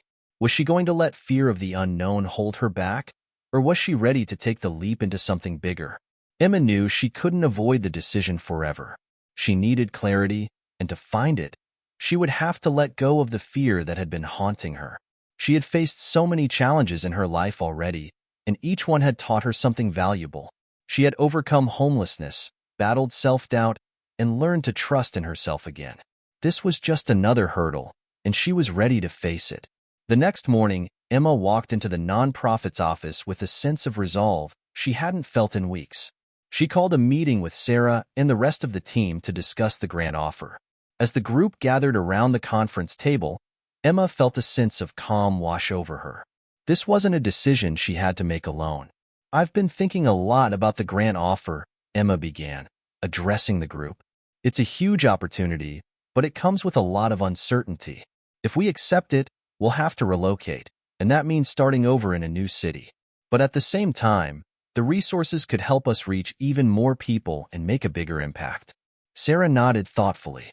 "It's a big decision, no doubt about it. But I think it's important to remember why we started this project in the first place, to help those who need it most. And if moving means we can do that more effectively, then it might be worth the risk." Emma looked around the table, meeting the eyes of her team members. She saw the same determination reflected in their faces. They all wanted what was best for the project, and they were ready to embrace the challenge together. "I agree," Emma said, her voice steady. "But before we make any final decisions, I want to take some time to really think this through. This isn't just about the grant. It's about what kind of organization we want to be. I need your input, and I want us to make this decision as a team." The room fell into a thoughtful silence as they all pondered the gravity of the choice ahead. Emma realized that, despite the uncertainty, she felt a sense of clarity beginning to emerge. This was more than just a business decision. It was a reflection of their values and their vision for the future. "Let's take the next few days to gather our thoughts," Emma said, her voice filled with conviction. "We'll reconvene and make the decision together. We're in this as a team, and we'll move forward together, no matter what." Over the next few days, Emma spent time reflecting on everything that had led her to this point. She spoke with people in the community, gathered feedback from her colleagues, and even reached out to mentors for advice. The more she thought about it, the clearer the answer became. The fear that had initially clouded her judgment began to fade, replaced by a quiet sense of confidence. She remembered why she had started this journey in the first place: to help others, to make a real difference. And sometimes, making a difference meant taking risks and stepping into the unknown. She realized that staying in her comfort zone, clinging to the safety of what she already knew, wasn't going to lead to the change she wanted to see in the world. If she wanted to help even more people, she would have to embrace the uncertainty of the future. A week later, Emma called the team together once more. They sat around the conference table, their faces reflecting a mixture of excitement and apprehension. Emma could feel the weight of the moment, but she also knew that it was time to make a decision. "I've thought long and hard about the offer," Emma began, taking a deep breath. "And after talking with all of you and listening to the feedback from our partners, I believe we should accept the grant and move forward with the relocation." A collective sigh of relief seemed to pass through the room. The tension that had built up over the past few days slowly began to dissipate as everyone realized they were on the same page. Emma smiled, knowing that this was the right choice. "We'll face challenges," she continued, "but I know we're ready for them. We've already proven what we're capable of, and this is just the next step in our journey. We're not just building a nonprofit, we're building a community. And that community will only grow stronger as we embrace the opportunities ahead."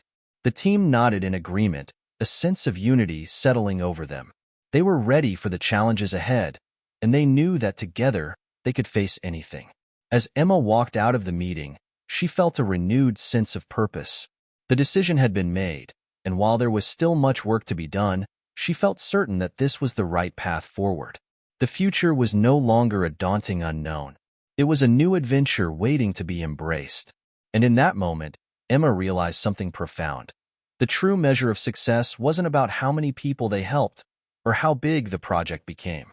It was about the willingness to grow, to evolve, and to keep pushing forward, no matter how uncertain the road ahead might be. The decision had been made, and Emma couldn't help but feel a sense of weight lifting off her shoulders.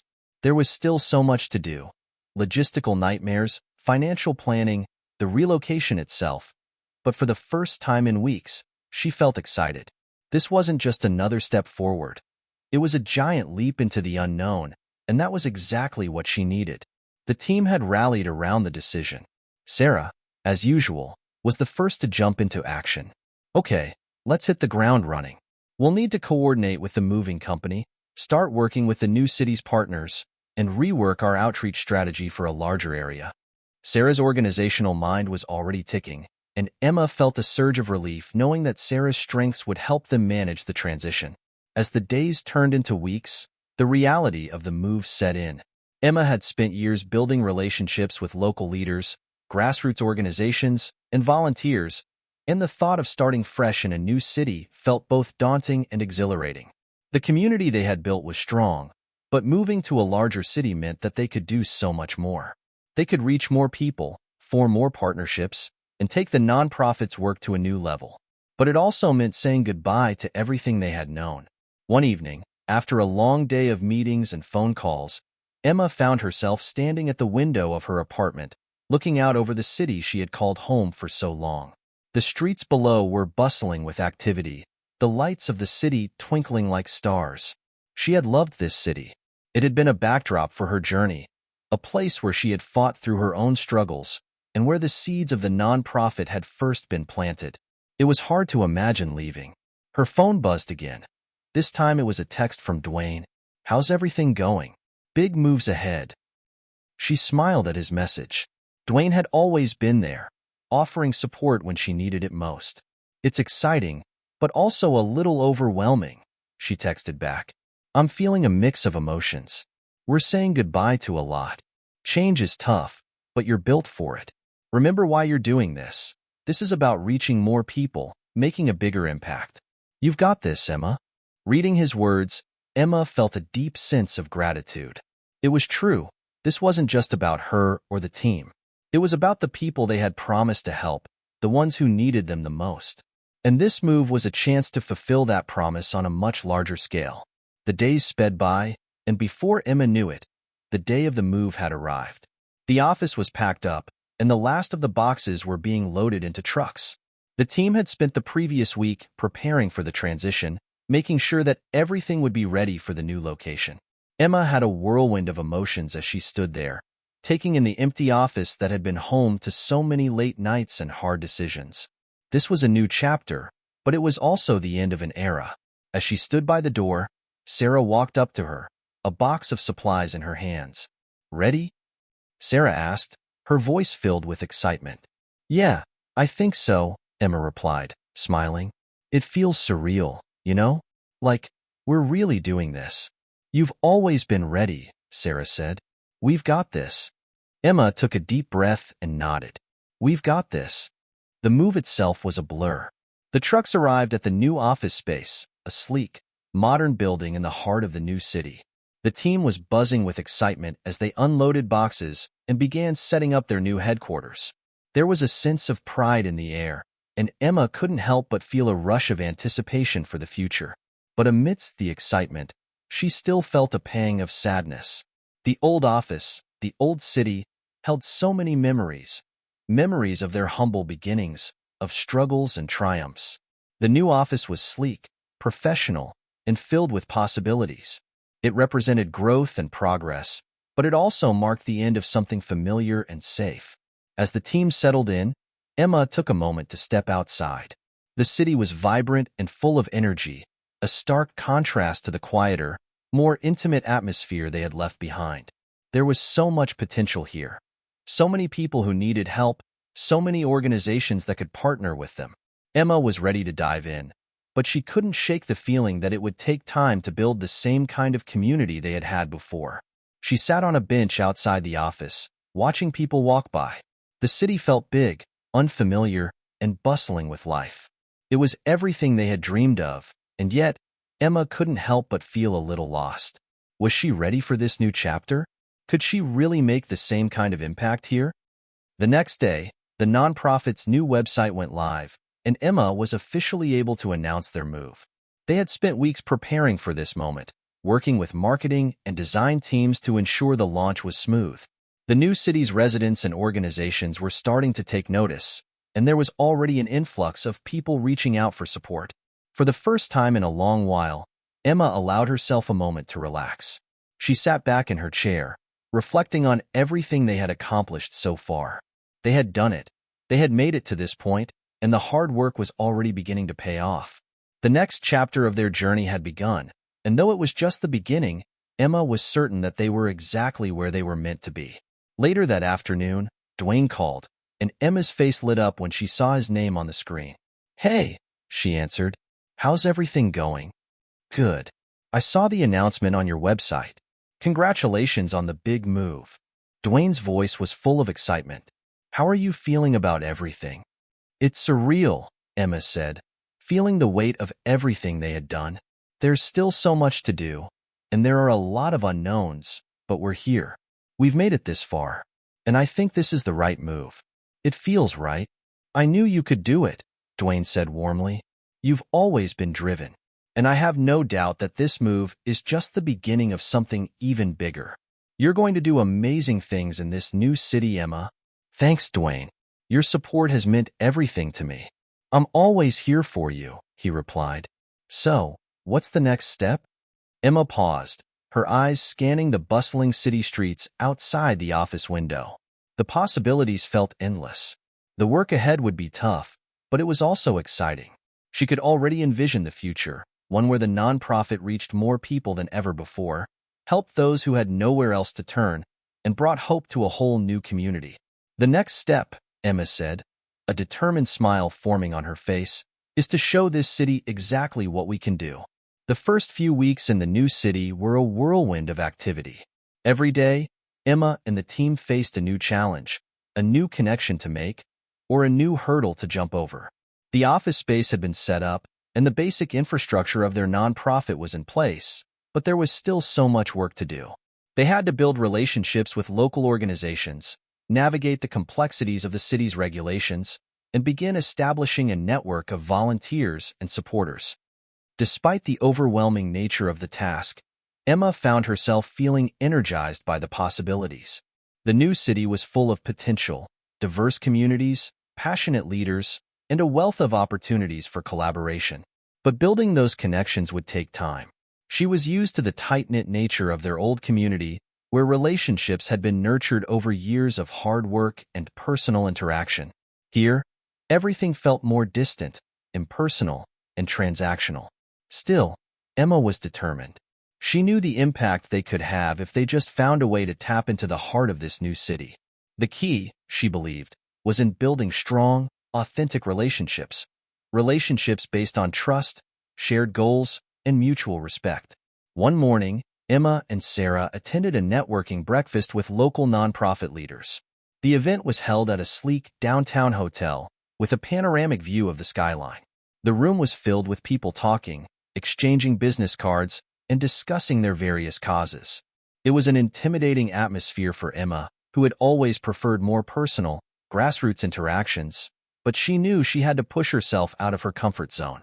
Sarah, on the other hand, was in her element. She immediately struck up conversations with several people, exchanging stories of their work and brainstorming possible partnerships. Emma, though, felt like an outsider. She stood near the edge of the room, scanning the crowd, looking for someone who might be open to a conversation. After a few minutes of hesitation, she spotted a woman standing by the buffet table, casually talking to a group of people. The woman had a friendly face and an easy smile. She looked approachable, and Emma's instincts told her that this could be a good place to start. Taking a deep breath, Emma walked over. "Hi, I'm Emma," she said, introducing herself. "I run a nonprofit focused on helping people transition from homelessness to stable housing. I'm new to the city, and I'm looking for ways to connect with others in the sector." The woman smiled warmly. "Nice to meet you, Emma. I'm Lisa. I actually work with a local organization that focuses on affordable housing. We might have some opportunities for collaboration." Emma's heart skipped a beat. "That sounds amazing. I would love to learn more about your organization and see how we might be able to work together." The conversation flowed easily from there, and by the time the breakfast event ended, Emma had secured a meeting with Lisa to discuss potential partnership opportunities. It wasn't a huge win, but it was a start. It was a reminder that even in a city that felt so vast and unfamiliar, there were people out there who cared about the same things, who were working toward the same goals. They just had to find each other. The following week, Emma and Sarah met with Lisa and her team. They discussed their mutual goals. Both organizations were passionate about providing affordable housing and supporting people as they transitioned to stable living situations. They brainstormed ideas for joint initiatives and ways to pool their resources. By the end of the meeting, they had laid the groundwork for a potential partnership that could help dozens of families in the coming months. Emma couldn't help but feel a surge of optimism. This was what they needed: people who were passionate, driven, and willing to collaborate. There was a sense of camaraderie that had started to form, and it was the first step in building the kind of community Emma had hoped for. As they walked out of the meeting, Sarah turned to Emma with a grin. "That was great. It feels like we're starting to build the kind of network we need to grow." "I agree," Emma said, her voice filled with excitement. "This city might be big, but there's a real sense of possibility here. We just have to keep pushing forward, keep reaching out, and keep showing people the value of what we're doing." As the weeks went on, Emma and her team continued to attend meetings, host events, and engage with local leaders and organizations. Slowly but surely, they began to establish themselves in the community. They found mentors, partners, and volunteers who were just as passionate about their mission as they were. It wasn't always easy. There were moments of frustration when things didn't go as planned, or when they encountered resistance from groups who didn't understand their approach, but Emma was undeterred. Every challenge was just another opportunity to learn, grow, and refine their strategy. One afternoon, as Emma was reviewing the latest round of outreach emails, her phone buzzed. It was a message from Dwayne. "How's everything going? Have you found your footing yet?" Emma smiled as she read his message.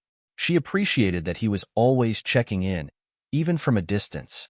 He had been a constant source of support throughout the entire process, and she knew she could always count on him. "It's been a challenge, but we're making progress," Emma texted back. "The city's full of possibilities. We're starting to connect with some amazing people, and I think we're really going to make an impact here." "I knew you would," Dwayne replied. "You're building something incredible, Emma. Just keep going." Emma read his words with a mixture of gratitude and determination. It wasn't always easy to stay positive, especially on the tough days, but Dwayne's unwavering faith in her made all the difference. She was more determined than ever to see this project through, to make the impact she had always dreamed of. That evening, Emma sat alone in the office, looking out the window at the city lights. The sun had set, and the streets below were filled with the constant hum of activity. It was easy to feel lost in such a big place, but Emma had never been one to shy away from a challenge. The work they were doing was bigger than her, bigger than any one person. It was about building bridges, making connections, and creating lasting change. And even though it was only the beginning, Emma knew one thing for sure: they were on the right path. As Emma and her team continued to settle into the new city, the excitement of new opportunities began to give way to the realities of building something from scratch. The initial excitement of connecting with people and making partnerships started to feel like a distant memory. The real challenges were starting to emerge. It wasn't just about getting noticed anymore. It was about sustaining momentum and navigating the bureaucratic hurdles that came with scaling their nonprofit in a much larger, more competitive city. The first major setback came when they hit a snag with funding. Their initial projections had been optimistic, but now they were facing the reality that securing enough donations and grants to maintain operations was harder than they had anticipated. The large donor pools they had hoped to tap into were already flooded with requests, and getting attention for a new organization with a relatively short history was proving to be difficult. Emma sat in the conference room, her head resting on her hand as she looked over their financial reports. Sarah and the team were brainstorming ways to diversify their funding sources: grant writing, crowdfunding, partnerships, but Emma couldn't shake the feeling of unease. She had always prided herself on their ability to make the most of limited resources, but this was different. The city was bigger, the stakes were higher, and they needed more money to keep the organization afloat. "We need to think outside the box," Sarah said, snapping Emma out of her thoughts. "Maybe we can get some corporate sponsorships. There's a lot of big companies here that align with our mission." "I think you're right," Emma replied. But even as she said it, a wave of doubt washed over her. They'd been putting so much effort into grassroots outreach, into building relationships at a community level, that the corporate angle felt unfamiliar. Still, Emma knew that in a city this big, she had to adapt. The challenge was just beginning, and they had no choice but to keep moving forward. A few days later, Sarah and Emma attended a meeting with a potential corporate sponsor. The company, a prominent tech firm, had a philanthropic arm that funded various local projects, including housing initiatives. Emma felt a mix of excitement and nervousness as they sat across from the company's representative, a sharply dressed man named Michael. "Tell me more about your organization," Michael said, his tone polite but businesslike. Emma took a deep breath and launched into their pitch.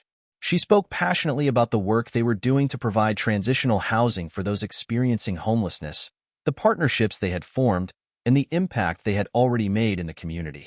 She highlighted their mission and vision, focusing on the ways their work aligned with the company's values. Michael listened intently, nodding occasionally, but Emma couldn't shake the feeling that something was off. He wasn't dismissive, but there was a coolness in his demeanor that made her nervous. When she finished, there was a long pause. Michael cleared his throat. "Your mission is admirable," he said slowly, "but honestly, we've already committed our resources to a number of projects in this area. I'm afraid we don't have the bandwidth to take on new partnerships at the moment." Emma felt a pang of disappointment. "I understand," she said, forcing a smile, "but we would be happy to discuss any other ways we could collaborate or stay on your radar for future initiatives." Michael nodded, but the conversation quickly tapered off, and before long, the meeting was over. As they walked out of the building, Emma tried to mask her frustration, but it was hard to shake the feeling of rejection. She had been hopeful, but now it seemed that the corporate world wasn't going to be the quick fix she had hoped for. The next few days felt like a blur. Emma spent hours in meetings with potential partners, following up with corporate sponsors, and searching for funding opportunities. But the more she tried, the more it seemed like the doors she had hoped would open were closing in her face. It wasn't just about money. The challenges were spreading to other parts of the organization as well. One of their volunteers, a young woman named Jessica, had to step away from the nonprofit due to personal issues, leaving a gap in their outreach efforts. And the new hires they had brought on to manage the office had not quite meshed with the team, leading to some growing tension in the workplace. Emma had always prided herself on building a close-knit, supportive environment, but she was starting to feel the weight of the city's fast pace and the pressure to meet expectations. One evening, after a particularly draining day, Emma sat alone in her office, looking out at the city skyline. The bright lights of the buildings below reflected in her eyes, but they felt distant, almost cold. The excitement of the early days was fading, replaced by the grind of day-to-day struggles. "Am I cut out for this?" Emma whispered to herself. "Is this what I really want?" The doubt crept in slowly, like an unwelcome guest. She had been so sure of their mission, so confident in the path ahead, but now the weight of it all seemed overwhelming. It wasn't just the funding or the growing pains. It was the constant pressure to prove themselves, to keep going despite the setbacks. She had faced challenges before, but this felt different.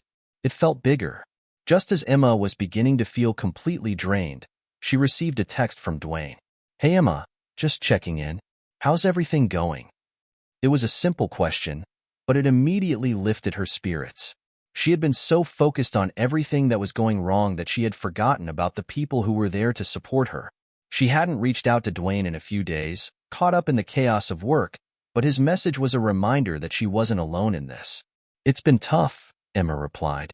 "We're hitting a lot of roadblocks, and it's hard to stay motivated.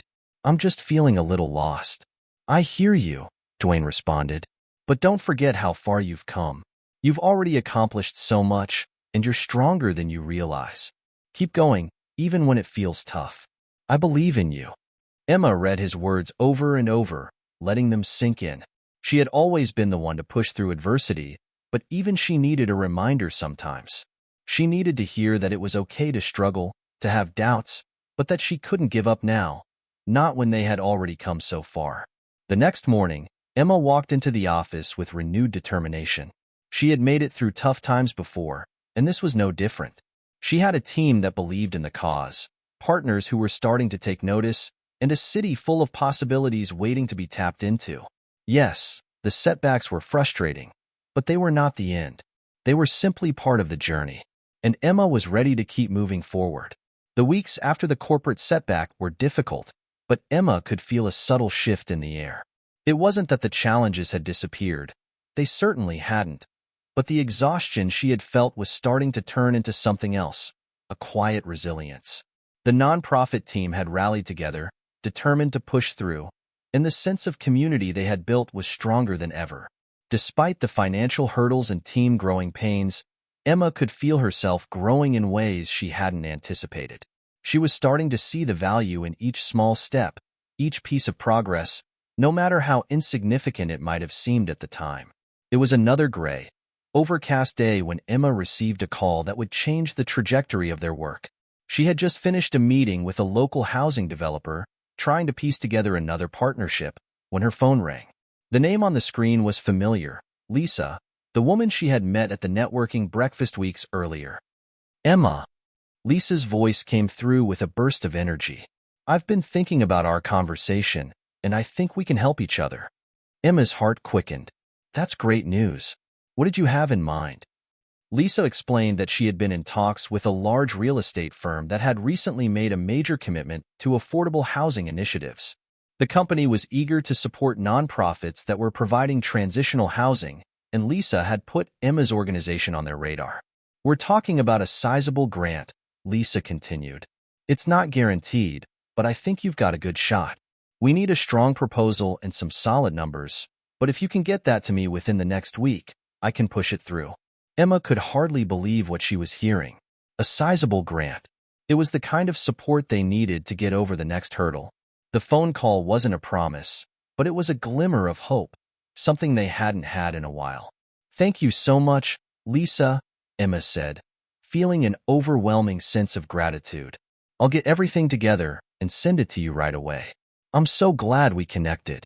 As soon as the call ended, Emma stood there for a moment, letting the news sink in. A large grant could be the difference between keeping the doors open and scaling their efforts. It was the kind of break she had been waiting for. Over the next few days, Emma and Sarah worked tirelessly on the proposal, putting together detailed budgets, outcomes, and a strategic plan. Emma spent hours late into the night refining every word, ensuring that their mission and vision were communicated with clarity and passion.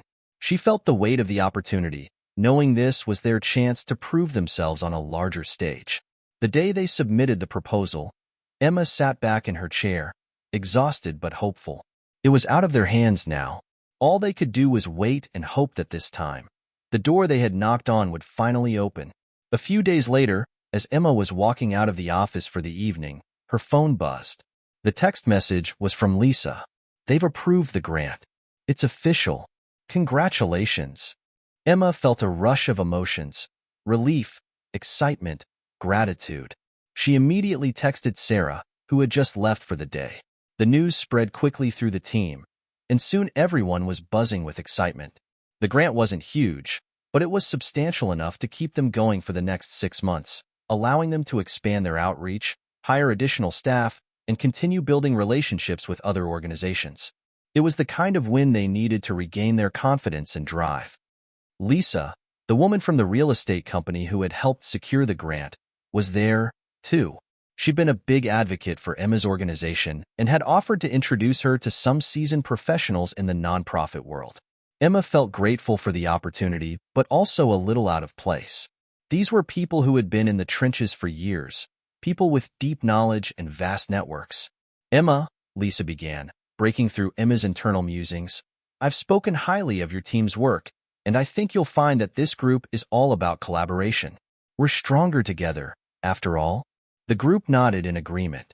There was a lot of shared wisdom in the room, and Emma quickly realized that while her organization was still growing, the community around her had already laid a strong foundation.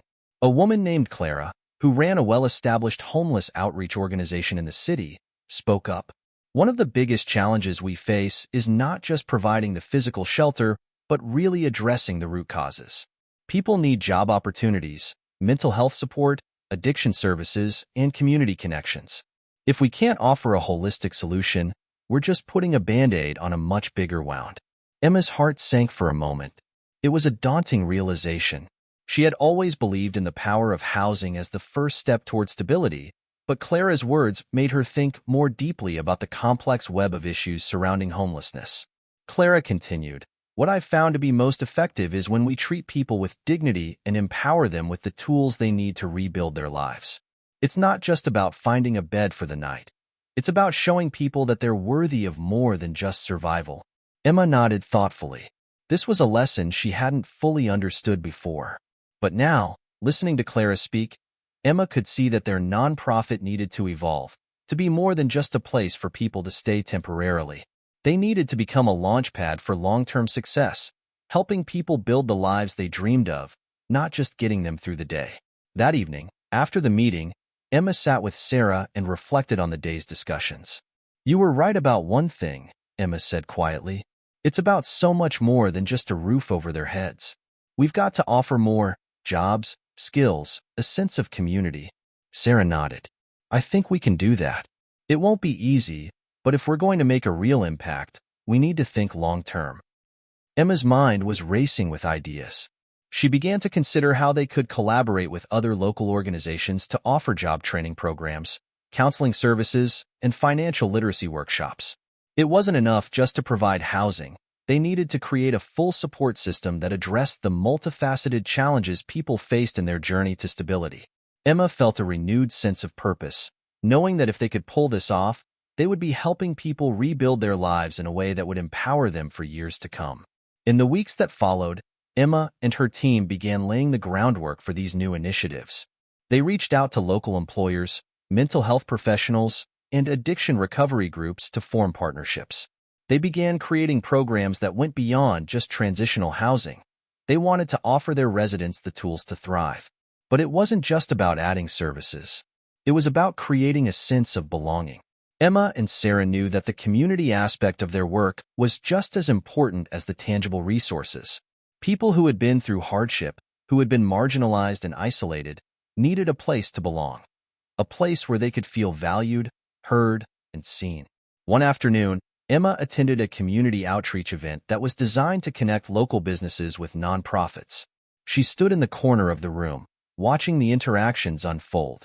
Emma wasn't naturally drawn to large, busy events like this, but she had come to understand how crucial it was to make connections, to build relationships with those who could help move their mission forward. As she scanned the room, she noticed a familiar face, Dwayne. He was standing with a group of people, laughing and engaging in a conversation. Emma's heart skipped a beat.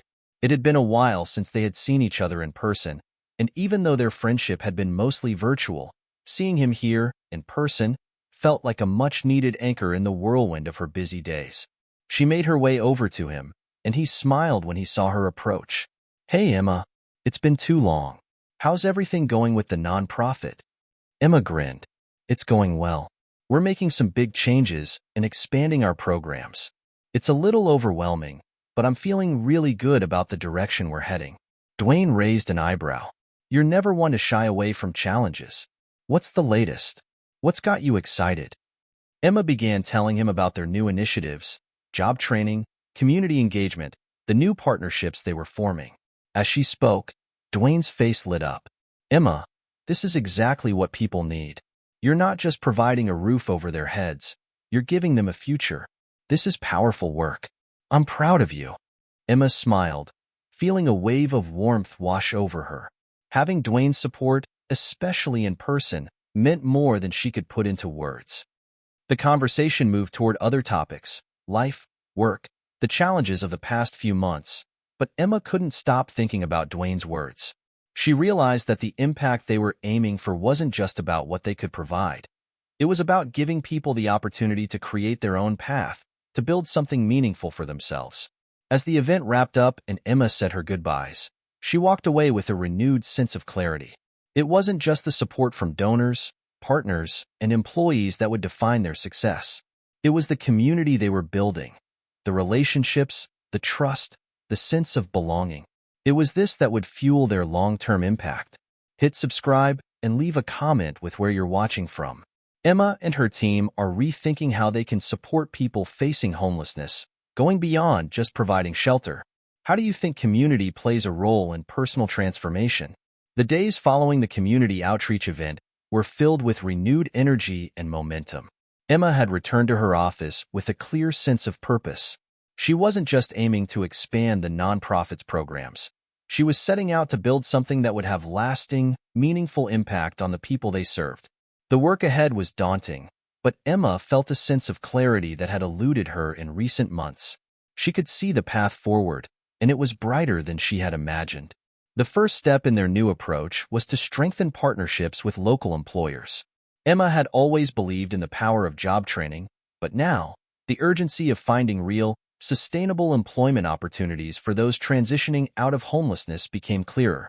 She and Sarah had spent the better part of a week compiling a list of local businesses willing to provide jobs, internships, and apprenticeships for their residents. One afternoon, Emma sat across from Mark, a local business owner who ran a successful chain of restaurants.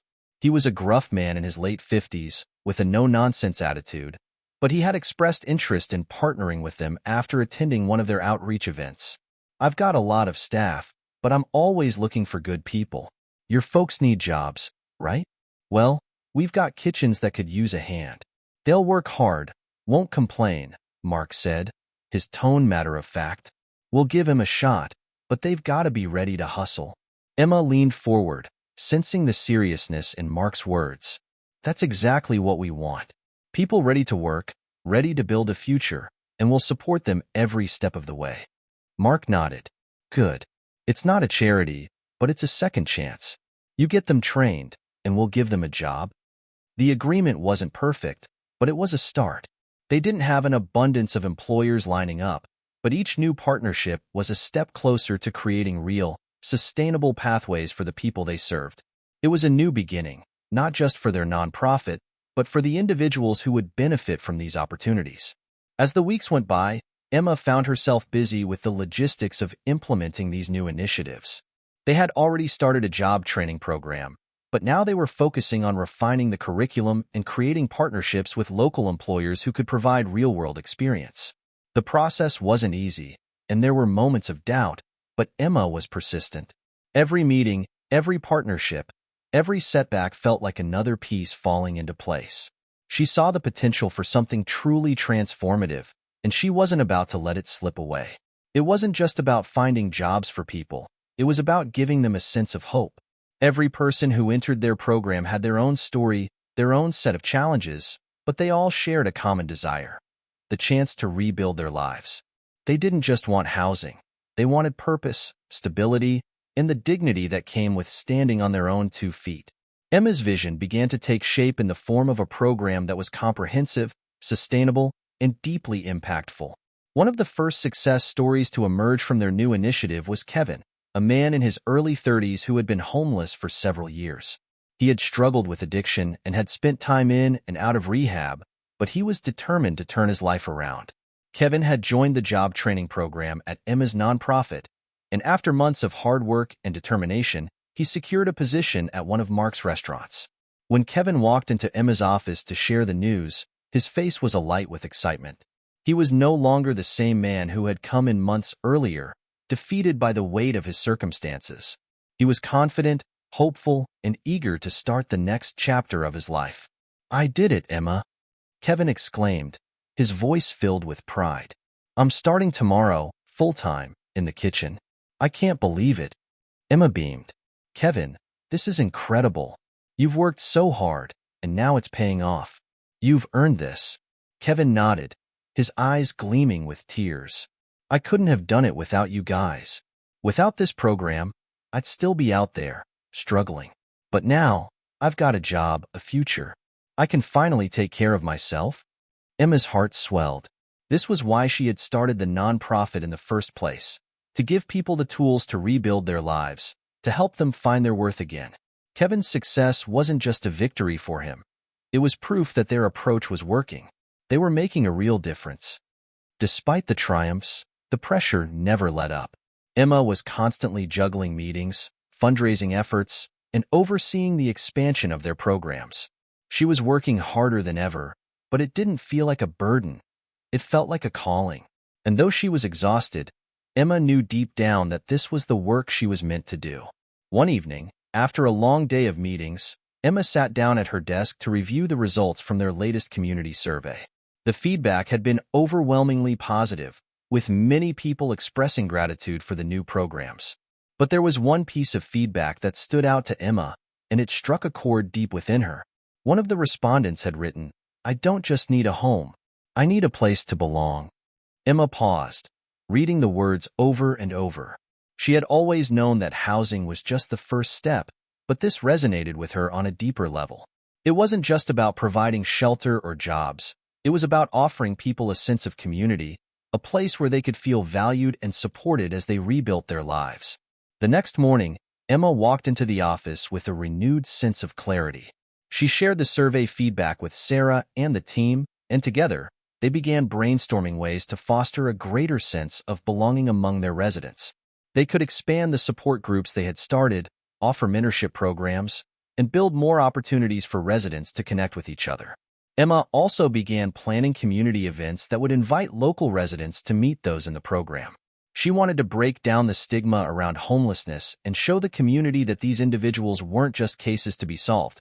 They were people with dreams, hopes, and the ability to contribute to society.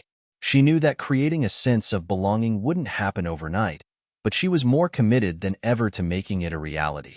The transformation within Emma's organization was becoming palpable. What had started as a small nonprofit with a modest mission to provide temporary shelter for those in need was rapidly evolving into something much bigger, a comprehensive support system aimed at breaking the cycle of homelessness for good. The partnerships, the job placements, the community-building efforts, they were all taking shape, but Emma knew that none of it would matter unless they could scale their impact. The day after Kevin's success story, Emma found herself sitting in a new conference room. It was sleek, professional, and had the feel of a high-stakes meeting. Across the table sat a group of potential investors, a mix of seasoned philanthropists, real estate developers, and a few corporate representatives. They had all gathered to hear about Emma's nonprofit's expansion plans. The grant they had received was just the beginning, and Emma knew that the key to growing their programs was to secure additional funding and support. "Thank you all for coming," Emma began, her voice steady but filled with anticipation. "What we're building here is something that truly addresses the root causes of homelessness, something sustainable that goes beyond providing shelter. We're offering people the resources they need to rebuild their lives from the ground up, and we're seeing success with it." She glanced over at Sarah, who was seated next to her, offering a subtle nod of encouragement. They had prepared for weeks, refining their pitch, gathering data, and sharing testimonials from people like Kevin who had benefited from the nonprofit's programs. They knew they had a good case. Now, it was time to make it count. Emma continued, "What we need now is to take these efforts to the next level. With your support, we can expand our housing programs, grow our job training initiatives, and enhance our community building efforts. We want to provide a holistic solution, and that requires significant investment." There was a pause as the investors exchanged glances, their expressions unreadable. Emma's heart raced, but she held her ground. The next few moments felt like an eternity. Finally, a man in his late 40s, dressed in a sharp suit, spoke up. "I'm intrigued by your approach, Emma, but tell me, what's the bigger picture here? How do you plan to make a truly lasting impact?" Emma leaned forward, seizing the opportunity. "The goal is not just to end homelessness in the short term. It's about creating a ripple effect. By helping one person, we empower their families, their communities. When someone gets a job, they contribute to the economy. When they have stable housing, they can focus on building a future. We're not just solving an immediate problem. We're laying the foundation for long-term change, and it's the kind of change that grows exponentially." She paused, letting her words sink in. This isn't just about housing. This is about dignity. It's about showing people that they matter. It's about creating a future where no one is left behind. There was a shift in the room. The investors began to nod, some of them jotting down notes. Emma could see the wheels turning in their heads. They were beginning to see the potential, not just for social good, but for impact that would echo throughout the community and even beyond. The idea of a ripple effect, a movement that reached far beyond just those receiving direct help, was one that had the power to resonate. After a few more questions, the meeting came to an end. As the group filed out of the room, one of the investors, a woman named Deborah, approached Emma and Sarah. "You're on to something here," she said, her voice sincere. "We believe in the vision. We'd like to be part of this ripple effect." Emma's heart soared as she shook Deborah's hand. "Thank you. Your support means the world to us." That evening, as Emma walked home through the bustling streets of the city, her thoughts swirled with excitement. The investors' commitment was a huge step forward. They had taken a chance on something bigger than just a charity. They were supporting an entire ecosystem of change, one that would touch lives in ways Emma had always hoped for but never dared to imagine. As she entered her apartment, she collapsed on the couch, exhausted but exhilarated. Her phone buzzed with a message from Dwayne. "Hey, Emma. How'd the meeting go?" Emma smiled and quickly typed back. "It went well. I think we're about to make something really big happen." "I'm so excited, Dwayne." A moment later, his reply came through. "I knew you could do it. This is just the beginning. You've got a lot more people behind you than you realize. Keep going." Emma sat back, reading the message over and over. She felt a deep sense of gratitude for Dwayne's constant support. It wasn't just his words. It was his belief in her that had pushed her forward when things felt impossible. She knew that, in some way, his encouragement had been a part of getting her here. In the weeks that followed, Emma continued to build momentum. With the new funding, they were able to expand their job training programs, hire more staff, and provide more housing to those in need. The ripple effect was taking shape. People who had once felt powerless were now contributing to their communities, taking on leadership roles, and giving back in ways they hadn't imagined. One afternoon, as Emma was walking to her office, she bumped into Kevin. He was dressed in his restaurant uniform, a proud smile on his face. "I just wanted to thank you again, Emma. I don't think you realize how much this has changed my life," Kevin said. "I've got a stable job now. I'm saving up for an apartment, and for the first time in years, I feel like I'm in control." Emma smiled, her heart swelling with pride. "Kevin, this is all you. You put in the hard work, and now you're reaping the rewards." Kevin nodded. "Yeah, but I couldn't have done it without your program. It's like a whole new world opened up for me." As Emma watched Kevin walk away, she couldn't help but feel a deep sense of fulfillment.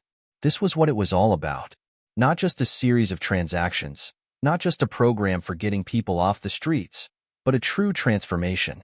Kevin's journey was just one of many. Each person who moved through their system, each success story, was a testament to the power of community, empowerment, and second chances. The success of Emma's nonprofit had far exceeded anything she had imagined when she first set out. What began as a single, small initiative to provide shelter for the homeless had transformed into a multifaceted program, one that not only provided housing but also offered job training, mentorship, and a sense of community. The ripple effect was becoming tangible, and Emma could see how every action, every partnership, and every success story was creating a movement that was starting to spread beyond her city, beyond her state, and potentially beyond the country. It was late one afternoon when Emma received a call from a major news outlet. They wanted to feature her and the nonprofit on a national broadcast.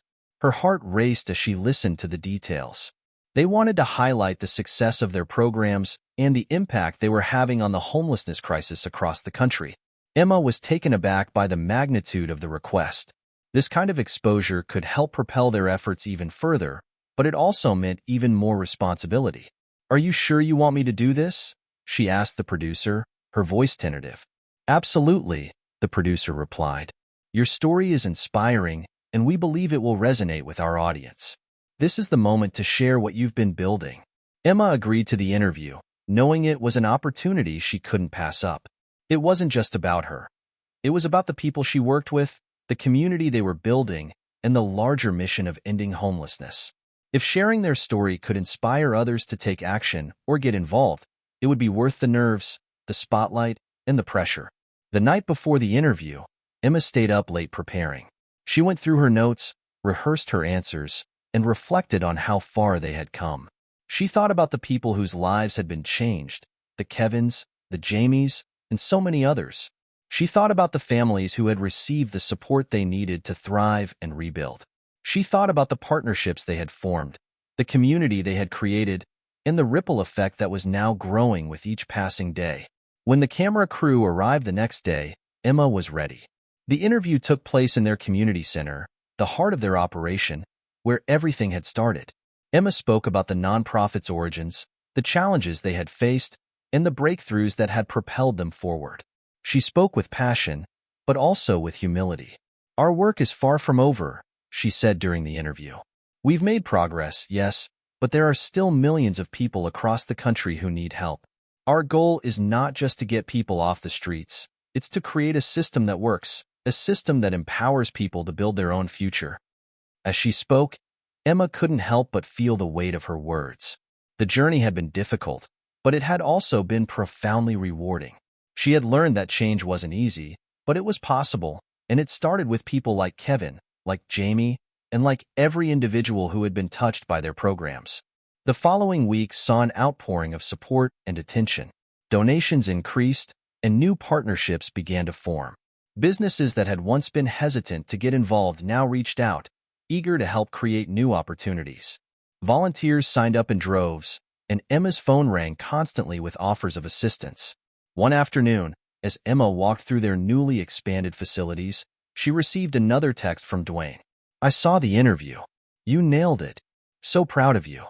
This is going to change so many lives."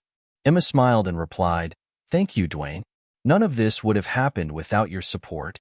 She paused as she looked around the bustling community center, people talking in groups, others attending workshops, some just enjoying a cup of coffee and chatting. This wasn't just a place of refuge. It was a place of transformation. Soon after the interview aired, Emma received a call from a large national nonprofit that focused on affordable housing. They had been following her nonprofit's progress closely and wanted to discuss a potential merger. They were impressed with the way Emma's organization had created a comprehensive approach to homelessness and wanted to bring their expertise and resources to help expand their efforts. The idea of merging was both exciting and daunting.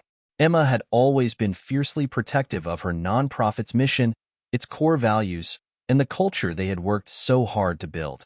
She was hesitant to entertain the idea of merging at first, but after several discussions, Emma realized that by joining forces with this larger organization, they could reach even more people, secure more funding, and create a far-reaching impact that could change the way homelessness was tackled nationwide. As the final details of the merger were worked out, Emma found herself at a crossroads. She had built something incredible from the ground up, and now it was time to take it to the next level. She couldn't help but feel a deep sense of pride in what they had achieved, but she also understood that the work was far from done. There would always be more people to help, more challenges to overcome, and more lives to transform. In a quiet moment, Emma sat down with Sarah, who had become more than just a colleague. She was a close friend, a confidant, and someone who had been by her side through thick and thin. "We've come so far, haven't we?" Sarah said, her voice filled with emotion. "We really have," Emma replied, her eyes misting. "But I think we both know that this is just the beginning. The real work is out there, waiting for us. And now, we've got the resources to make an even bigger impact." As the merger finalized and their programs expanded, Emma's nonprofit continued to grow into a national force for change. The ripple effect Emma had spoken of had indeed become a reality. Every success, every life transformed, was a testament to the power of community, empathy, and the belief that everyone deserved a second chance. Emma stood in the center of their expanded community center one last time, looking around at the families, the volunteers, the staff, at the people who made this vision come to life. She had given everything to this cause, and now it was thriving. There were moments of exhaustion, moments of doubt, but the reward was seeing the change unfold before her eyes. She knew that the legacy they were building would outlast her. It wasn't about Emma anymore. It was about the movement they had started, a movement that would continue to grow, to inspire, and to give people the chance they deserved. Hit subscribe and leave a comment with where you're watching from. Emma's journey has been nothing short of incredible. How has the power of community and second chances inspired you to make a difference? Join us in continuing to spread the ripple effect.